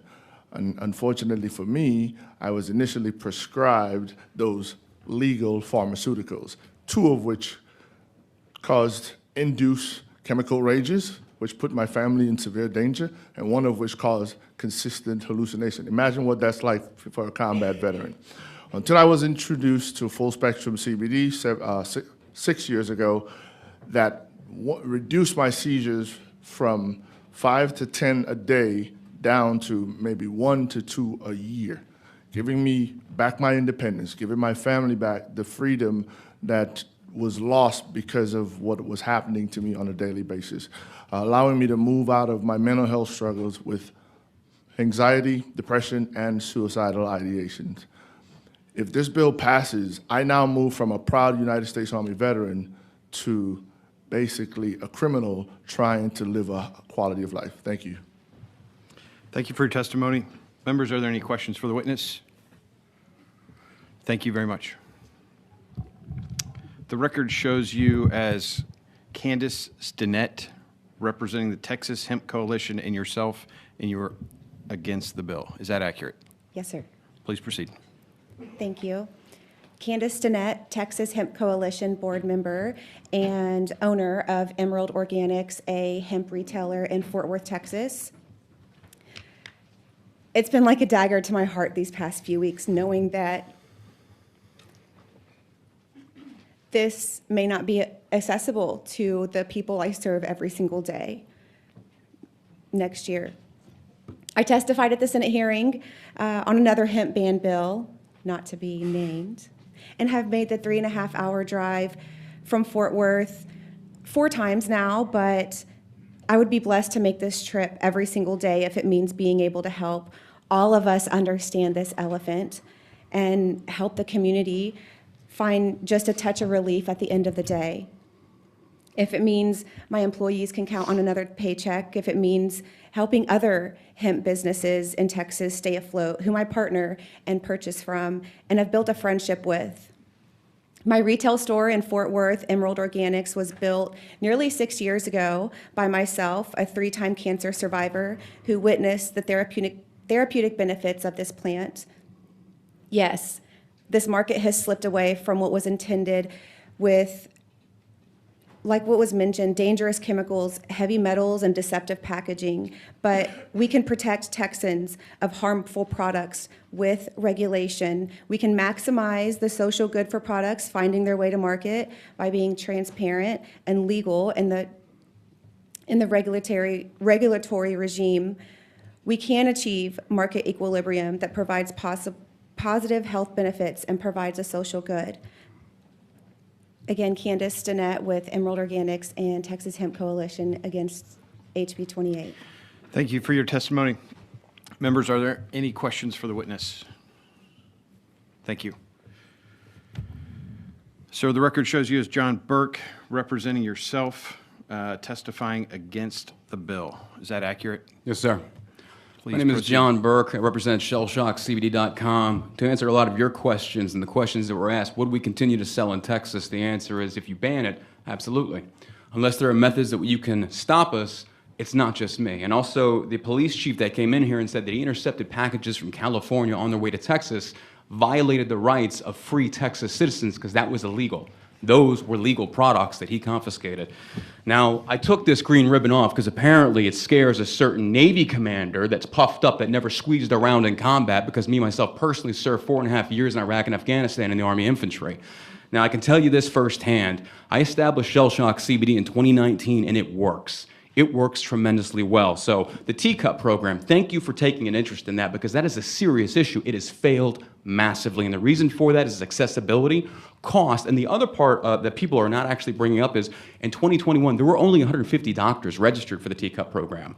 Now, veterans trying to get access, say, for example, medications that live in Dallas, for example, have to go a long ways away. And the other thing that nobody talked on was wait times. Now, I just had to go to the VA to get my back looked at. It took me, right there, 4 months. 4 months to get seen for a compressed spine from injuries sustained in Afghanistan. Translate that into what you're doing with Teacup. Teacup has failed massively. The biggest issue that veterans don't want is the state regulating our medication. Should you have to go to a doctor to get Tylenol for a headache? Do you and this panel think that veterans are incapable of making health beneficial decisions on their own in regards to things that related to PTSD that I myself was diagnosed with, and the VA wanted to put me on opioids, and I said no? As regards to the FDA has only approved one CBD medication in seizures for children. It doesn't touch anything else. The Allen police chief that lied was just, it was disastrous what he said. Confiscate without due cause, and then testing product is unconstitutional. That'll get struck down. I don't know why he's calling for that. Also, Mr. Burke, thank you for your testimony. I appreciate it. Members, are there any questions for the witness? Yeah, thank you, Mr. Mr. Chief. Chairman.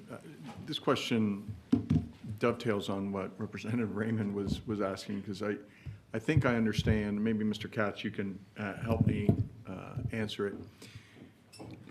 The answer to Representative Raymond's question about whether you could buy, whether it was legal to buy, which I think was he was getting at, marijuana in the state of Texas that may be mailed to you from California or Colorado. The answer to that is no, definitively.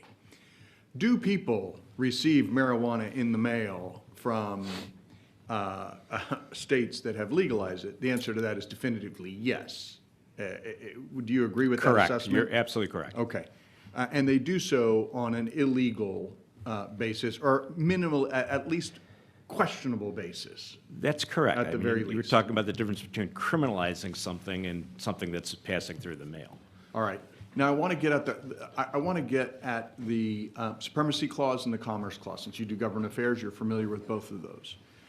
If we passed a law that was inconsistent with the federal farm bill, what would the state of that law be here in Texas? It would be ineffective. It would be ineffective and likely be challenged in the courts, correct? Absolutely, 100%. That's why I said there are lawsuits being filed every day over this particular issue, and different circuits will come to different opinions about it. The Sixth Circuit Court of Appeals has got a case right now from an Illinois distributor that sold into the state of Ohio, and it's being challenged whether or not Ohio can stop that from happening. And ultimately, if you had inconsistencies among circuits, it would Absolutely. likely be something that would be ripe for cert by the Supreme Court. Yes, if Texas passes House Bill 28 and people start sending things through the mail on online purchases, and Texas goes after that, I guarantee you that there will be multiple lawsuits to oppose that, and Texas will spend the next 10 years litigating. And I focused on the supremacy clause, but the commerce clause is also at play, correct? And you would have two, at minimum, two different issues, correct? That is absolutely correct. Now, at what point do those things give way to the state's police power, the state's ability to call balls and strikes about what should or should not be legal? Well, and so- I'll furnish an example for you, right? Sure. I don't know if you saw Susan Hayes's graph, which I found very didn't see the graph, but I- instructive and helpful. If we wanted to eliminate those things that were intoxicating on that list, and not eliminate, regardless of delivery system, those parts, derivatives of the plant that were not intoxicating, how would that square with both commerce and supremacy? Well, there would be a challenge. First of all, there'd be a challenge as to what method you choose to differentiate between what someone calls intoxicating or non-intoxicating. And I use the air quotes for that because intoxicating has been testified to previously is in the eyes of the beholder. What's intoxicating to me is not necessarily intoxicating to you. So making an arbitrary decision by the state to differentiate between intoxicating and non-intoxicating in and of itself would be the basis for a challenge. And then, again, when you get to the supremacy clause, there are, again, certain aspects that the state has the right to regulate, but again, that's going to be constitutionally challenged in terms of what the actual process was that they arrived at that regulation. So, and I'm likely to be inartful with the terminology here, but I'm very sympathetic to these parents who have come in, whose children have used synthetic products. Well, who wouldn't be? Right? So we're all sympathetic, and so I guess you share my concern about Absolutely. that stuff. At some point, the state should be able to call balls and strikes, right, based on science, based on data, to regulate or ban those things that create psychotic effects, right, that have both intoxicating qualities. Again, I'm going to use a very inartful term. To differentiate between psychotic and psychoactive, because they're sometimes used interchangeably. I'm speaking about the psychosis that many of the Sure. parents testified about. And I'm not Sure. trying to split hairs or be No. cute. I'm just Okay. saying back to you what I heard from their very emotional testimony that is moving. Right. And so if we wanted to say, that's out of the strike zone, all right, we don't want that, but at the same time, allow for the medicinal benefits of the plant. Correct. You're still telling me that there'd be a challenge there. I believe that there would be. Okay.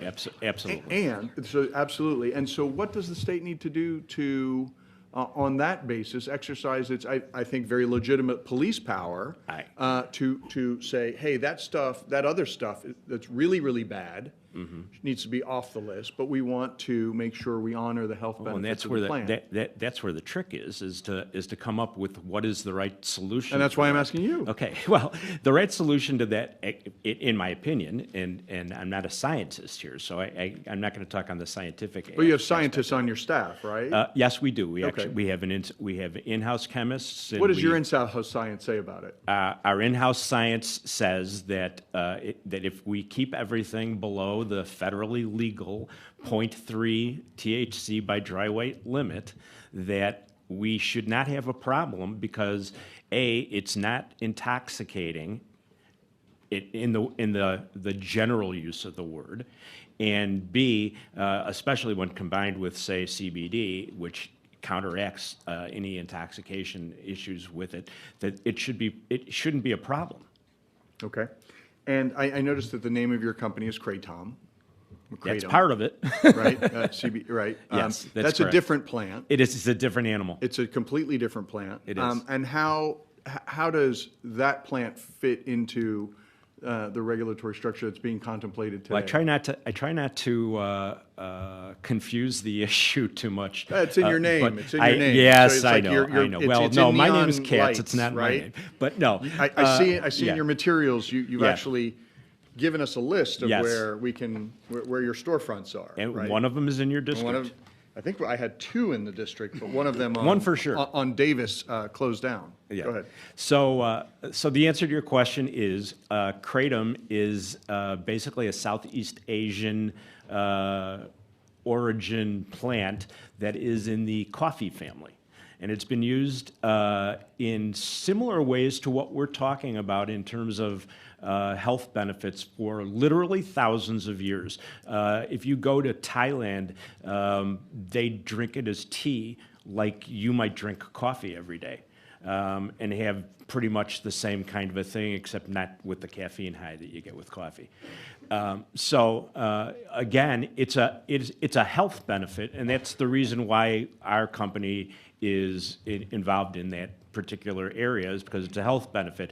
Just to digress for a moment and give you an anecdote about that, our company was started in 2018 after the Farm Bill was passed, or 2019, I suppose. Our founders are a young couple in their early 30s. His father was having serious medical issues, and he was not able to get legitimate relief from medications. And so he was using a lot of stuff that was coming off the black market, and it wasn't healthy for him either. So our founder, David Palatnik, decided he was going to go into this business to find a healthy, natural product that could help his father feel better. And that's really how it started. So it started from one shop in Bucktown in Chicago, and it's grown to 60 stores in 5 states. But it's actually the reason I took the job with this company, is because when I looked to see what the backstory was, it really was something that touched me in terms of what the reason was where they were in business. So my question, just Sorry. to put a bow on it, my question was, how does this bill affect that plant? It doesn't, but there will be separate legislation, I guarantee it, that's brought up that revolves around kratom. Okay.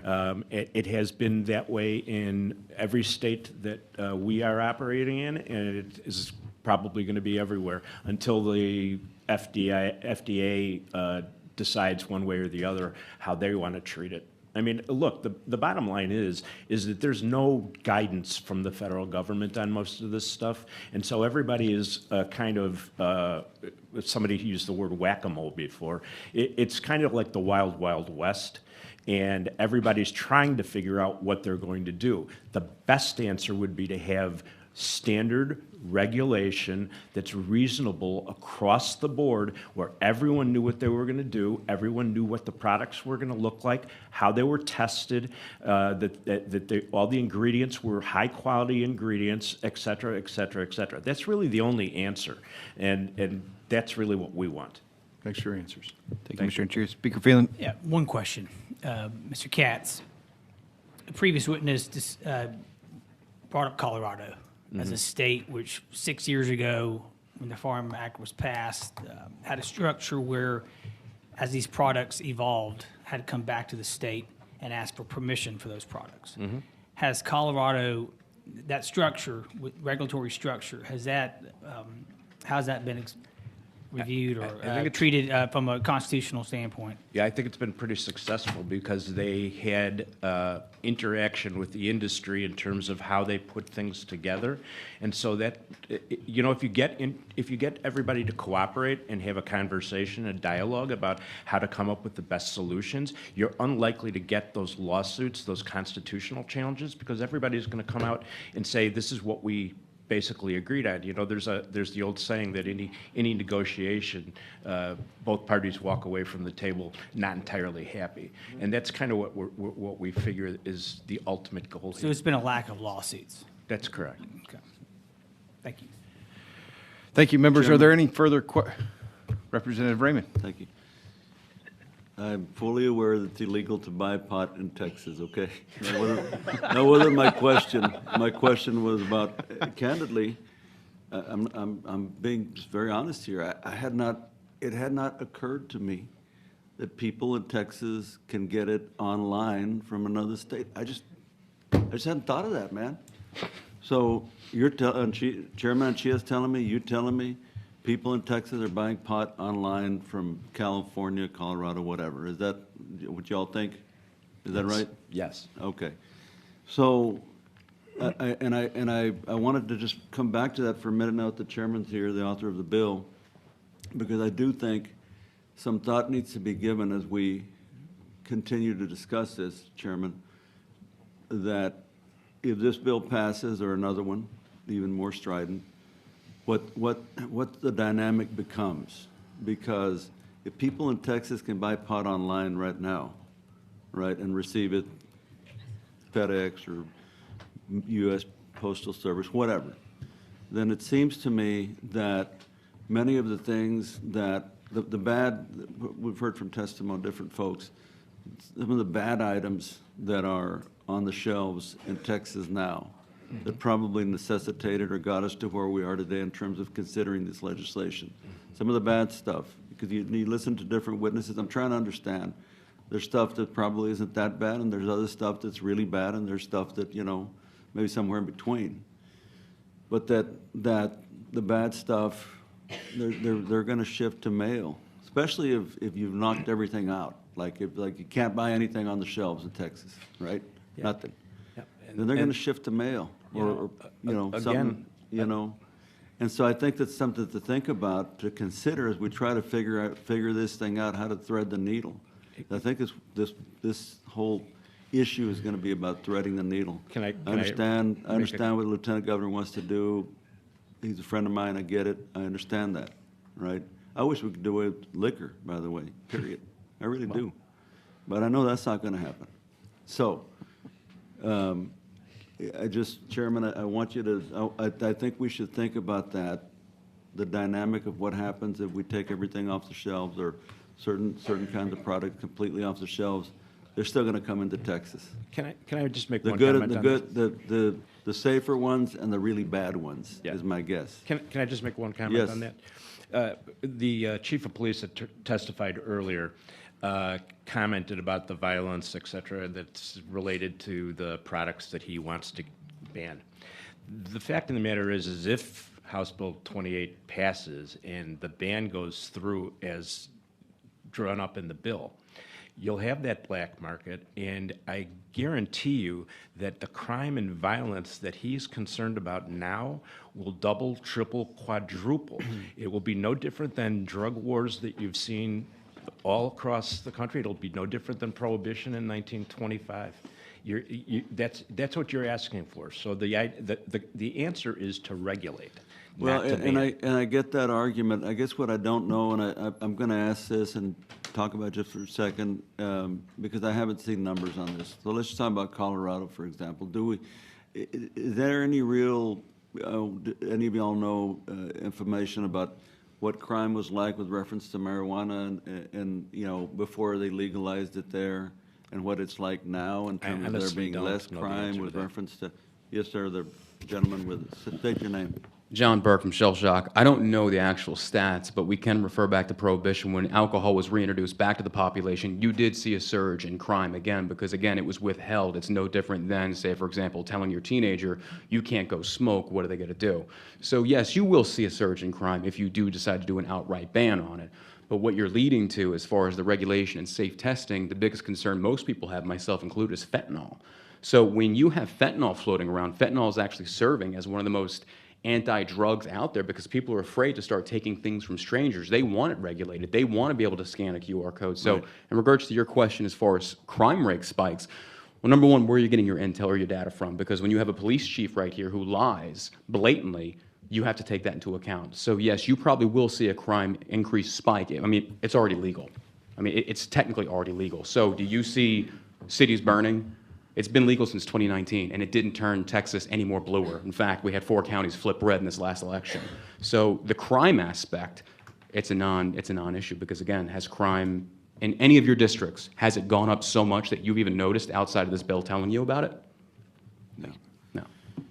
Very involved issue. I appreciate it. Thank you. Yes, sir. Thank you for hearing us. Thank you, Mr. Raymond. Any other questions?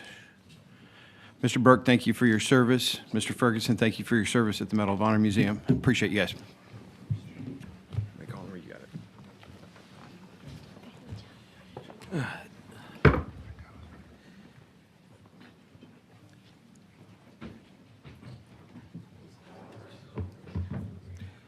Chair calls.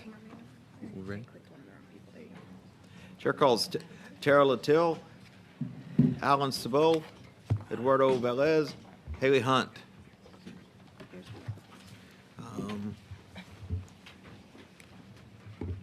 The next panel will be Nolan Schmidt, Colton Luther, Christina Sullivan, Krista Hopkins. All right. Tara Latil. Yes. Okay. We show you as Tara Latil, American Shaman and Self, and you are against the bill. Is that correct? Correct. Please proceed. My name is Tara Latil. I'm a proud Texan, a hemp products retailer from Beaumont, and the director of franchise operations for American Shaman, a business built by small family-owned franchisees serving communities across Texas and the nation. American Shaman is also a hemp manufacturer. Today, I share my deep concern and with heartfelt urgency oppose HB 28. We support additional common sense regulation, but HB 28 is not regulation, it's devastation. The bill does not target bad actors. It punishes the ones doing right, the ones already testing products, checking IDs, and offering lab-verified hemp to people who rely on it daily. It also bans edible and smokable products, which will harm our customers, as some carry conditions where they're unable to swallow. And then it also gives the narrow category of beverages to the alcohol industry, which, though well established and surely large political donors, has done absolutely nothing to build this industry. They've invested nothing but seek to seize a category that doesn't even contain alcohol. That's the most perfect example of regulatory capture. The $5,000 annual license fee per store and $2,500 annual renewal fees are not safety measures. They're a shutdown order for small businesses, but again, bigger issues that it allows big alcohol to snatch the industry away from the very entrepreneurs and small businesses that have devoted the last 6 years of their lives to it. Make no mistake, HB 28 would lead to devastating results, job losses, store closures, and Texas losing access to legal relief they've come to depend on. We're not asking to be exempt from the law. We're asking to be part of the solution. We're the ones who've been compliant since 2019 when hemp-derived products were legalized in Texas and regulated. We pay taxes. We test every batch. We follow every rule. We've purchased licenses and even created a CBD consultant certification for extra education. Now we're being treated like criminals. We want to protect both consumers and Texas businesses, and that is why we oppose Thank you, HB ma'am. 28. Appreciate your testimony. Members, there questions for this witness this time? Seeing none. We have Alan Sabot. Alan Sabot. Yeah, I'm Al. One second. But you're Alan, is it Sabot? Yes, sir. All right, Alan Sabot, you're here on behalf of yourself, and you're against the bill. Is that all correct? Yes. Now proceed. Thank you. All right, my name's Al. I'm here, and my wife has been here, and my daughter, and they pretty much said what I was going to say. But I do want to say that, I'm not here to try to destroy anybody's jobs. I think that this all needs to be taken seriously, and we need some new laws made for this. And I think that, you know, I have a grandson, got a hold of this synthetic stuff, and snap of a finger, he was a complete different person. And he's never been the same since. He'll never be the same since. I have a sister that was murdered by someone on same drugs. She was murdered for 400 stinking ass dollars. I have another son, and he got a hold of this, and he went ballistic. It's caused him mental problems for over 20 years now. And I think that it's a dangerous thing to be given out to our society. I don't understand why people would want to, why Americans would want to poison other Americans. It doesn't make sense to me. I've been in a war. I was in the Vietnam War, and I never took anything. I never felt like I needed anything from our government. I went straight to work after I got back home, and I earned a living by truck driving and by construction. And I think that a lot of these people are making this fast money and don't really want to go out and earn it with their back, you know? Thank you, I earned Mr. my living Sabot. with my back. And thank you for your service. Members, are questions of this witness? Seeing none, I appreciate your testimony. Eduardo Velez? Yes, sir. We show you as Eduardo Velez, Texas Hemp Coalition and self, and you are against the bill. Is that correct? That is correct, sir. Please proceed. Yes, sir. My name's Eddie Velez. I'm here to speak against House Bill 28. I'm a Marine Corps veteran and licensed hemp farmer and retail owner. I operate a family-owned business in Oak Cliff called Oak Cliff Cultivators based in Dallas. I also serve as the president of the Texas Hemp Coalition. Texas hemp farmers have invested in compliance, equipment, and education. This bill will wipe us out overnight, ignoring those growing natural plant-based products the right way. To answer the question posed earlier by the gentleman, according to Texas Department of Agriculture, as of today, there are 475 active hemp producer licensees. Of those, 251 said they are grown for consumables, only 71 grown for non-consumables, and 152 say they are grown for both. So non-consumables, consumables versus consumables, hemp producers is about a 70-30 split. With the increase of synthetics in the market, this has significantly reduced hemp farming in the state of Texas. We agree with banning synthetics. By doing this, this protects consumers, gives farmers and processors a path back into sustainable, regulated supply chain. We make low-dose, full-spectrum THC edibles, average 5 to 10 milligrams. We would like to keep these products legal. We are open to THC limits, but not daily caps. This is not done with alcohol. With regards to limits, this approach could clear up lanes that can enable Texas hemp and teacup to operate effectively. Allowing only beverages and banning edibles would completely shut down my business. The consumers want options, not just one product. This would force me to lay off my employees, break my commercial leases, and lose my family investment in over 5 years of time in the industry. We can protect consumers and preserve the industry that's creating jobs, empowering veterans, and giving Texans more control over their wellness. But that won't happen with House Bill 28. I appreciate your time today. Thank you for your testimony. Yes, sir. Members of questions, Mr. Raymond. Yes, Chairman. In fairness to the author of the bill, I wanted to ask something because of your testimony. Where did you get those figures about the farmers, the Texas farmers? It was provided from the Texas Department of Agriculture, TDA. So, I guess, again, in fairness, do we know, well, Chairman, let me ask you this. In the bill, does the bill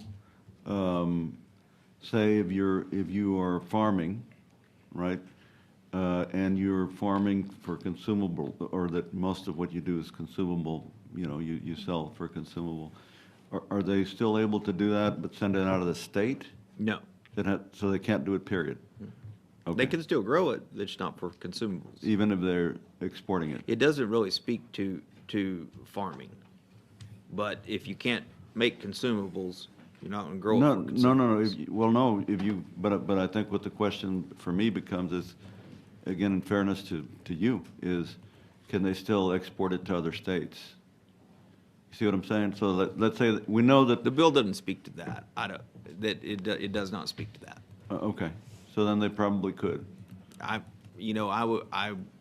will have to dig into that. I'm saying that because, to be fair, right? That Yes, I mean, I'm a hemp farmer, and, you know, just with the amount of synthetics in the market, it reduces our output of farming and yield because there's the demands coming from products coming from out of state that are not made from Texas, so it significantly reduces the operation, thus moved us into buying products from third-party manufacturers.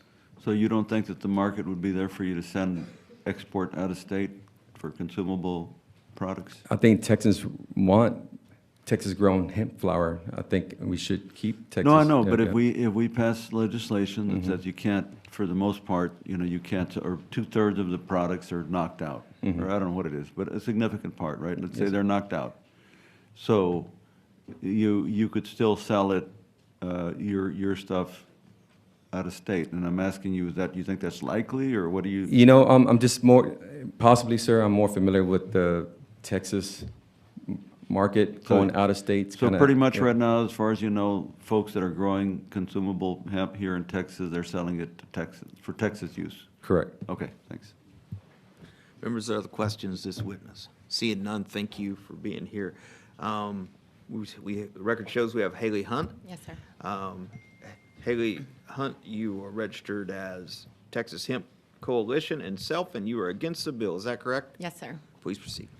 Good afternoon, Chair and members. My name is Haley Hunt. I'm a nurse, a mom, and I serve on the executive board of the Texas Hemp Coalition. I'm here today to respectfully oppose House Bill 28. I own a hemp dispensary in Dripping Springs, House of Jane, where we have served over 12,000 Texans this past year. 3,700 clients have passed through my door so far this year alone. My family-ran business is on track for nearly $1 million in sales this year, and we've done that by prioritizing education, transparency, and integrity. To give you an idea of product sales, roughly 40% of our sales are inhalable products, flower and vapes. 40% are gummies, 17% in drinks. Most of my clients are not recreational users. These are responsible adults dealing with pain, anxiety, and sleep disorders. Many of them are veterans, working parents, and retirees, and they turn to us because the compassionate use program does not meet their needs. In my store, we carry over 400 SKUs, and every single product has a full panel, 8-page COAs from a certified lab. These reports don't just reflect cannabinoid levels, but confirm the absence of heavy metals, microtoxins, and pesticides. We were actually audited by Dishes this last year, and minus a few corrections, it was an easy pass for us because we self-regulate and hold up to current Texas standards. My clients are scared.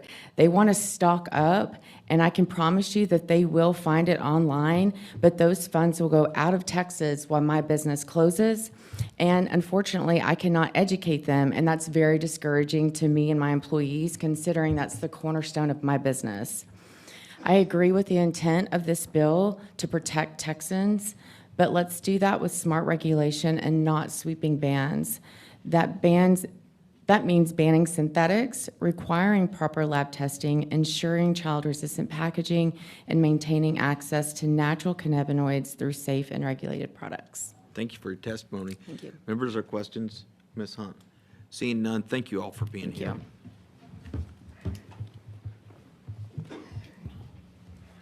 Grow fruit. Yeah, thank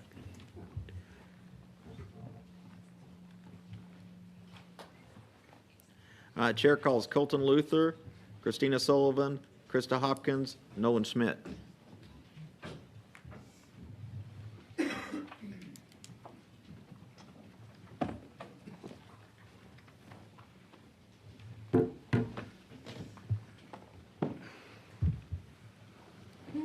Colton Luther. We show you as Colton Luther. Texas Green Craft LLC, and yourself, and you are against the bill. Is that correct? That's correct. Please proceed.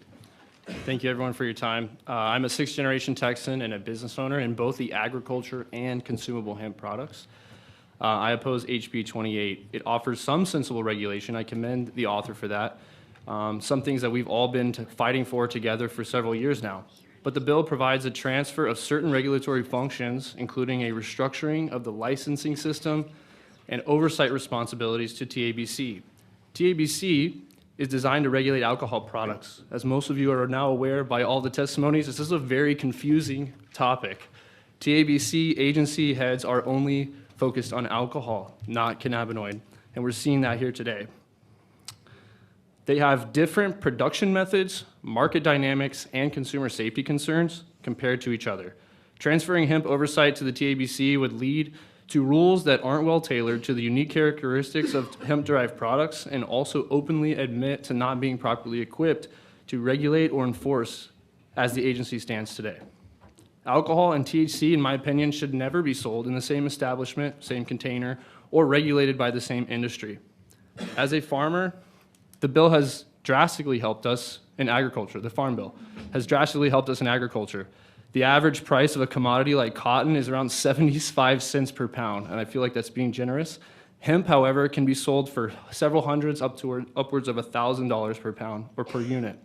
As for regulation, I have two businesses. Both of those businesses bank with Bank of America and Chase Bank. We would not be able to do that and process money if we were not licensed, if we did not provide the proper paperwork, and we were not completely legal. You don't get that off of a loophole. Retailers are also already required to test their own products on their shelves. We already bear the testing expense that was mentioned by the police chief, and we already use Texas-based labs that do not struggle with quantitation or manpower. Thank you, Mr. Luther. Remember, there's questions for Mr. Luther. Oh, and before we, oh, gee. It's which one? Oh, okay, never mind. Thank you, Mr. Luther. Appreciate you being here. Chairman. Yes, Rich. Thank you, Chairman. Yeah, I do have a question. You said you had stores, or you have a store? I do not have stores. I just grow, cultivate, and manufacture products. Well, one of the witnesses earlier from Bryan College Station said that he had the store for 5 years, and I think he said that the state inspector had never been by. So Correct. I think one of the things we're probably seeing is we got to do a lot more inspections, right, if we're going to move forward. Are you familiar with people that have stores, and have they told you how infrequently they're inspected? Or? I think the consensus across the industry is that it is very infrequent, and the good actors, again, are not a fan of the fact that the bad actors don't get checked on. And to answer a question that I think it was you that had, we are Texas-based companies and businesses fighting for Texans. And in this industry, regardless of legislation, we fight with our hands behind our back compared to other states. So to avoid interstate commerce and all these other issues that have been brought up today, bolstering Texas-based brands, businesses, and actors that go to Texas-based labs and push Texas-based products that's controlled here in the state is going to help with a lot of these issues that you're looking for solutions for. I think part of what we're trying to get to, and what's driving so much of this, is that we get to Texas-based safety. Sure. Saving lives, preventing people that getting bad stuff, or, trying to get us to a point where there are people who've been hurt.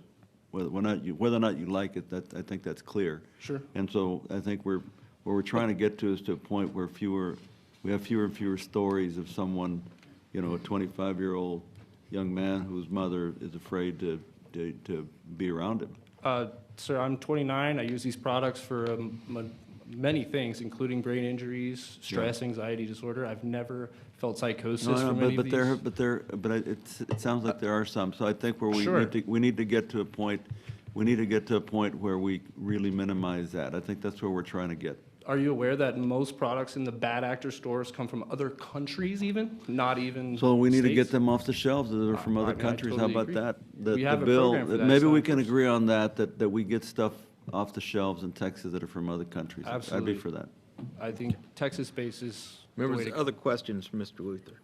Seeing none, thank you for being here. Record shows we have Christina Sullivan, And you are Christina Sullivan. You're testifying on behalf of yourself, and you are against the bill. Is that correct? Yes, sir, Please that's proceed. correct. Good afternoon, everyone. I would like to thank you for your time on an issue today that is very important to me and a lot of other Texans. My name is Christy Sullivan. I'm a lifelong proud Texan from Beaumont. I'm here today in opposition of House Bill 28 for many different reasons. These bills will leave many Texans unemployed, including myself. Many businesses will be closed. Millions of dollars will be paid out in unemployment wages alone. With these bills, many Texans will not have safe access to hemp, which can force them into an illegal and illicit market, making productive members of society's criminals, which they are not. This bill will exclude natural occurring cannabinoids that are very beneficial to me and my health, along with many other Texans that unfortunately do not qualify for teacup. I'm also here to testify for my dog. His name is Zeus, and also many other animals. We adopted him a couple weeks after his leg was amputated. They need a voice in all of this because this bill will eliminate full-spectrum hemp oil, which is the only thing that keeps Zeus off of harmful pharmaceuticals that leave him in a catatonic state. He is now running around and loving life thanks to full-spectrum hemp oil. I urge you to oppose these bills because Texans deserve better, and even Texas dogs deserve better than this bill. Thank you for your testimony. Members, You're questions? Seeing none. We have Krista Hopkins. You're Krista Hopkins. You're testifying on behalf of yourself, and you're against the bill. Is that correct? Yes, sir, that's You have correct. 2 minutes. Perfect, thank you. I just want to thank you guys for the opportunity to speak. My name is Krista Hopkins, also known by many as your favorite bud tender. I'm a proud Californian turned Texan and have worked in the cannabis industry for 10 years. I do also have my master's in cannabis education. I moved to Texas in 2017 and began working in the hemp industry in 2019. Since then, Texas has generated billions in revenue, paid millions in taxes, and created over 50,000 jobs, all thanks to hemp. House Bill 28 would be a devastating thing to the industry and to the many Texans who rely on these products for health, wellness, and relief. Veterans, individuals with chronic conditions, and everyday Texans deserve the right to choose how they care for their own bodies. I, and I'm sure numerous of others, can attest that we have changed lives by providing these products, and removing access to hemp products is not only harmful, it's regressive. I'm a firm believer that smoke shops, liquor stores, and gas stations should not be able to sell hemp products. If you think about legal cannabis states, you could not sell marijuana at a smoke shop, liquor store, or gas station, and it should be the exact same in Texas. We ask for more regulation and not abolishment. Hemp store owners are not marketing toward your children. We sell hemp to adults with proper identification. HB 28 would be devastating to our thriving industry that most Texans support. In fact, in recent polling shows that 68% of Texans want hemp to remain legal.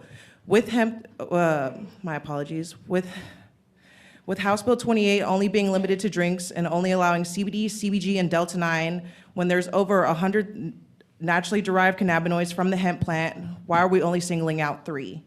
Banning all these products does nothing but stop people from having safe, third-party lab-tested products.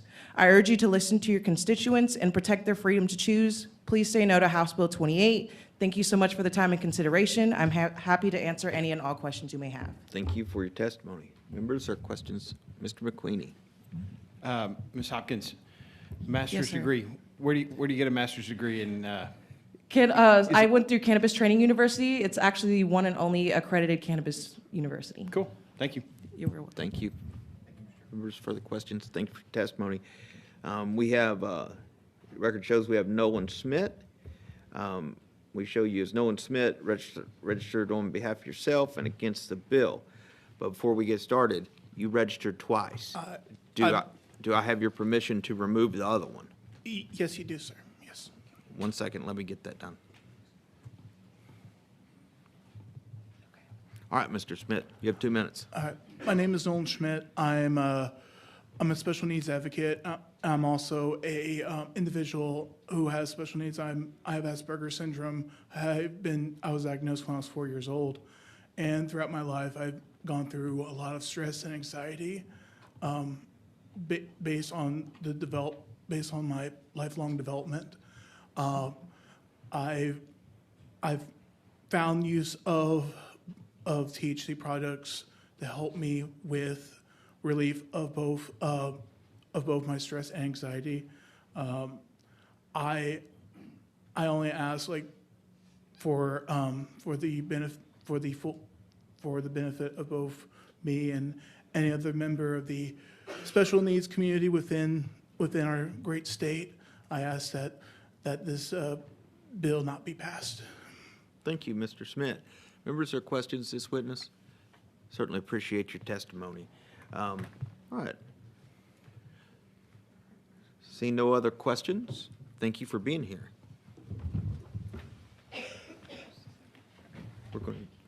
Members, we're going to try to squeeze one more panel in before we have to go to the floor.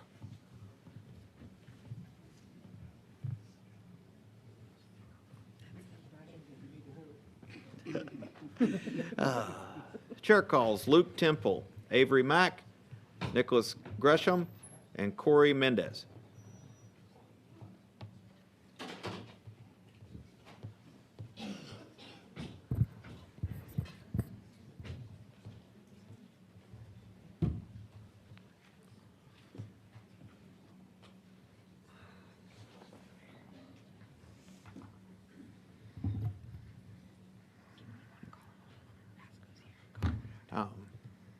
Luke Temple? Yes, sir. Avery Mack? Avery Mack. All right, we're going to show Avery Mack registered on behalf of U.S. Pain Foundation and self and against the bill not testifying. Nicholas Gresham? Nicholas Gresham. We're going to show Nicholas Gresham as registered on behalf of DSHS Consumable Hemp Program number 983 and self against the bill, not testifying. Corey Mendez. Yes, sir. Oh, 1 second. Yes, sir. Hey, hang on 1 second. I thought you called me. Let's back up. So we do have Avery. Come on up, Avery.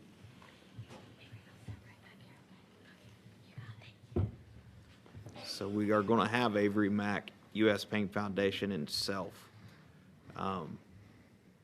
Okay. Who are we missing? Nicholas Gresham. Nicholas Gresham. Okay, we're going to proceed.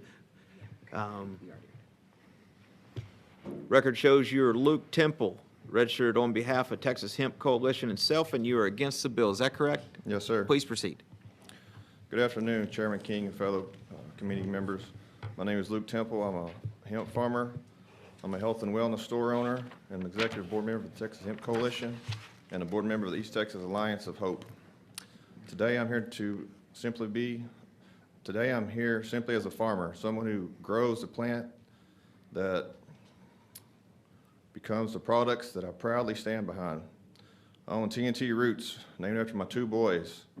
We're a small family-based farm and a health and wellness store located in East Texas. You've heard today from parents and constituents about life-changing benefits hemp products have provided, from seizures to anxiety to pain relief.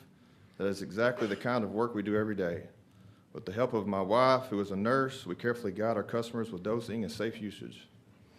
Unlike the bad actors you've heard about today, I'm directly responsible for everything we grow and sell. I strongly oppose synthetics. Our products are lab tested, fully transparent, and compliant with Texas law because our customers' health depends upon it. The real problem is not natural hemp, it's the unregulated synthetics. I respectfully ask you to ban synthetics and strengthen testing requirements, allow honest, small farmers and business owners to continue serving Texas the right way. I was born and raised in East Texas. I have worked hard to earn the trust of my community. I have two boys who look up to me every day, and I want them to know that in Texas, standing for what's right still matters. Thank you for your time, your thoughtful questions, and your willingness to listen to those of us committed to doing it right here in Texas. Thank you. Thank you, Mr. Temple. Appreciate that testimony. Members, or questions, Mr. Temple? Seeing none. Oh, Mr. Anchia. Sorry, Mr. Chairman, I know we're trying to get in before the floor starts. So my front door neighbor's a hemp farmer. He's got acreage in Trinity County. He's had a lot of difficulty. He says everything grows on his property except for hemp, right? He's had a number of failed crops. So farming is hard, including hemp farming, right? It's not easy work. What would happen? He mainly sells into the fiber market. But what would happen if the medicinal market collapsed? What would that do to the price of your product generally? I don't know, really. I mean, it is to be seen, I guess. I imagine if suddenly the state of Texas contracted the market substantially, that the price of the product would also fall. Is that your sense? Well, it depends on what you're growing for the Okay. ag side, or if you're trying to grow from consumable products. What do you all sell into? What market? Well, right now it's consumable products. Okay. We do dabble in the other side. We're trying to look into some other things as far as with like animals, feed and stuff like that. But right now we're mainly on the consumable side of things. Okay. Okay. Thank you. Thank you, Mr. Chairman. Thank you. Okay. So no other questions, Mr. Temple? We show Avery Mack, and we show you as Avery Mack, U.S. Pain Foundation, and yourself, and you are against the bill. Is that correct? Please proceed. Oh, could you speak into the microphone? Sorry about that. Avery. Riley. Thank you. Honorable members of the State Affair Committee, my name is Avery Mack, and I am an active member of the U.S. Pain Foundation. I am also a 12-year-old with a full-body complex regional pain syndrome, among other conditions. I am worried by SB3, which would have a negative impact on my life, Hey, my health. Avery, we're talking about House Bill 28 right now, not SB3. That's coming later. Okay. So do you have testimony for House Bill 28? No. Okay. Well, we will see you back after a while then, and we can talk about SB3. Okay. Okay? Thank you. You can stay there. Okay.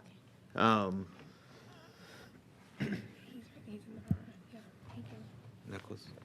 Yes, Corey Mendez. So I'm assuming you're Nicholas Gresham. Yes, sir. Yes, sir. Okay. Sorry for my tardiness. No worries. Nicholas Gresham, we show you as DSHS Consumable Hemp Program, number 983, and self and against the bill. Is that correct? Yes, sir. Go ahead. I have a packet for each of you here. As a stakeholder with the DSHS program, I'd like to petition for a little bit of extra time. Is that something I can do? No, sir. That's Everybody okay. gets the same 2 minutes. That's okay. I appreciate it. My name is Nicholas Gresham. As of now, I'm speaking as a father of 3. My intent today is to show my children you never back down from a bully when you're fighting for what's right. Maybe one day when they're old enough, they'll understand that their dad never quit. Now, switching gears a little bit, as the state sees me, I'm stakeholder at DSHS Consumable Hemp Program, license number 983, as well as state tax ID 32070097467. I've paid my taxes every month for the last 6 years. We weren't consulted on this at all, and we're stakeholders in this program, and nobody once ever mentioned anything about this to us. It's just a complete overhaul of the program without input from anybody that's a stakeholder in the program. One thing I'm tired of hearing is the term loophole. We're not operating under loopholes. We're operating under the definition of the law. You guys just don't like how the law was written, and you wrote it. House Bill 28 is a slap in the face to this industry. It's going to hand the entire industry over to the alcohol industry, and it's clear by banning everything but drinkable products and moving the regulation over to the TABC. Sorry, I had to run over here. I'm a little out of breath. Every human and mammal on this planet has what's called an endocannabinoid system in their body. It's also called the ECS. The ECS is compromised to receptors in every system of the body. The role of the ECS is to generate homeostasis amongst the other systems of the body. So it works in unison with the nervous system, digestive system, cardiovascular system, reproductive system, muscular system, skeletal system, and circulatory system, just to name a few. Its Mr. role Gresham, is to thank you so much for your Appreciate it. testimony. Thank you for your Members time. or questions for Mr. Gresham? Not seeing any. Thank you for being here. Record shows we have Corey Mendez with us. And Corey Mendez, you're registered to testify on behalf of yourself, and you're against the bill. Is that correct? Correct. Please proceed. Thank you, Chairman. My name is Corey Mendez, and I'm here today to strongly oppose HB 28. I live and work in Jefferson County, Beaumont, Texas, Representative Phelan's district, and work in the hemp industry as former regional director of Southeast Texas Normal and currently the state director for the National Industrial Hemp Coalition. I've worked closely with our local law sheriff in educating her officers on the similarities and differences of hemp and cannabis products. Together, we have given drug education classes at the local high schools. Education is top priority in creating a safe industry in our community. And it seems I may need to make a trip to Allen, Texas after the sheriff over there's testimony. Earlier, one of you had asked if 10 milligrams could cause psychosis. I'm here today currently on 500 milligrams of THC, speaking before you. That's half my daily dosage. And to express my contempt for this bill, I've also heard testimony about the heart health concerns. I was born with SVT and have been in consuming cannabis for 31 long years, long before teacup or hemp was ever legal, but now I use hemp consumable products to manage my heart condition because I don't qualify for teacup. I understand the concerns from law enforcement about underage purchases and consumption, but did we ban alcohol or nicotine when adolescents were caught buying or consuming either one of those substances? House Bill 28 seeks to place the hemp industry in TABC hands, which as stated previously, they don't have the best record of keeping it away from children, not to mention a single death is due to THC overdose. Can we say the same thing about alcohol or tobacco? I do agree we need better enforcement in the industry and more harsh penalties for anyone that sells to a minor or intentionally manufactures a product that exceeds tolerated THC limits. But let's do this in a reasonable way that doesn't wipe out more than half of an industry. The majority of hemp merchant and manufacturing companies for hemp in Texas follow the law and pay their dues and taxes. The problem lies with head shops and convenience stores. Thank you, Mr. Mendez. Yes, sir. Members or questions of this witness? Seeing none, I appreciate all of you being here.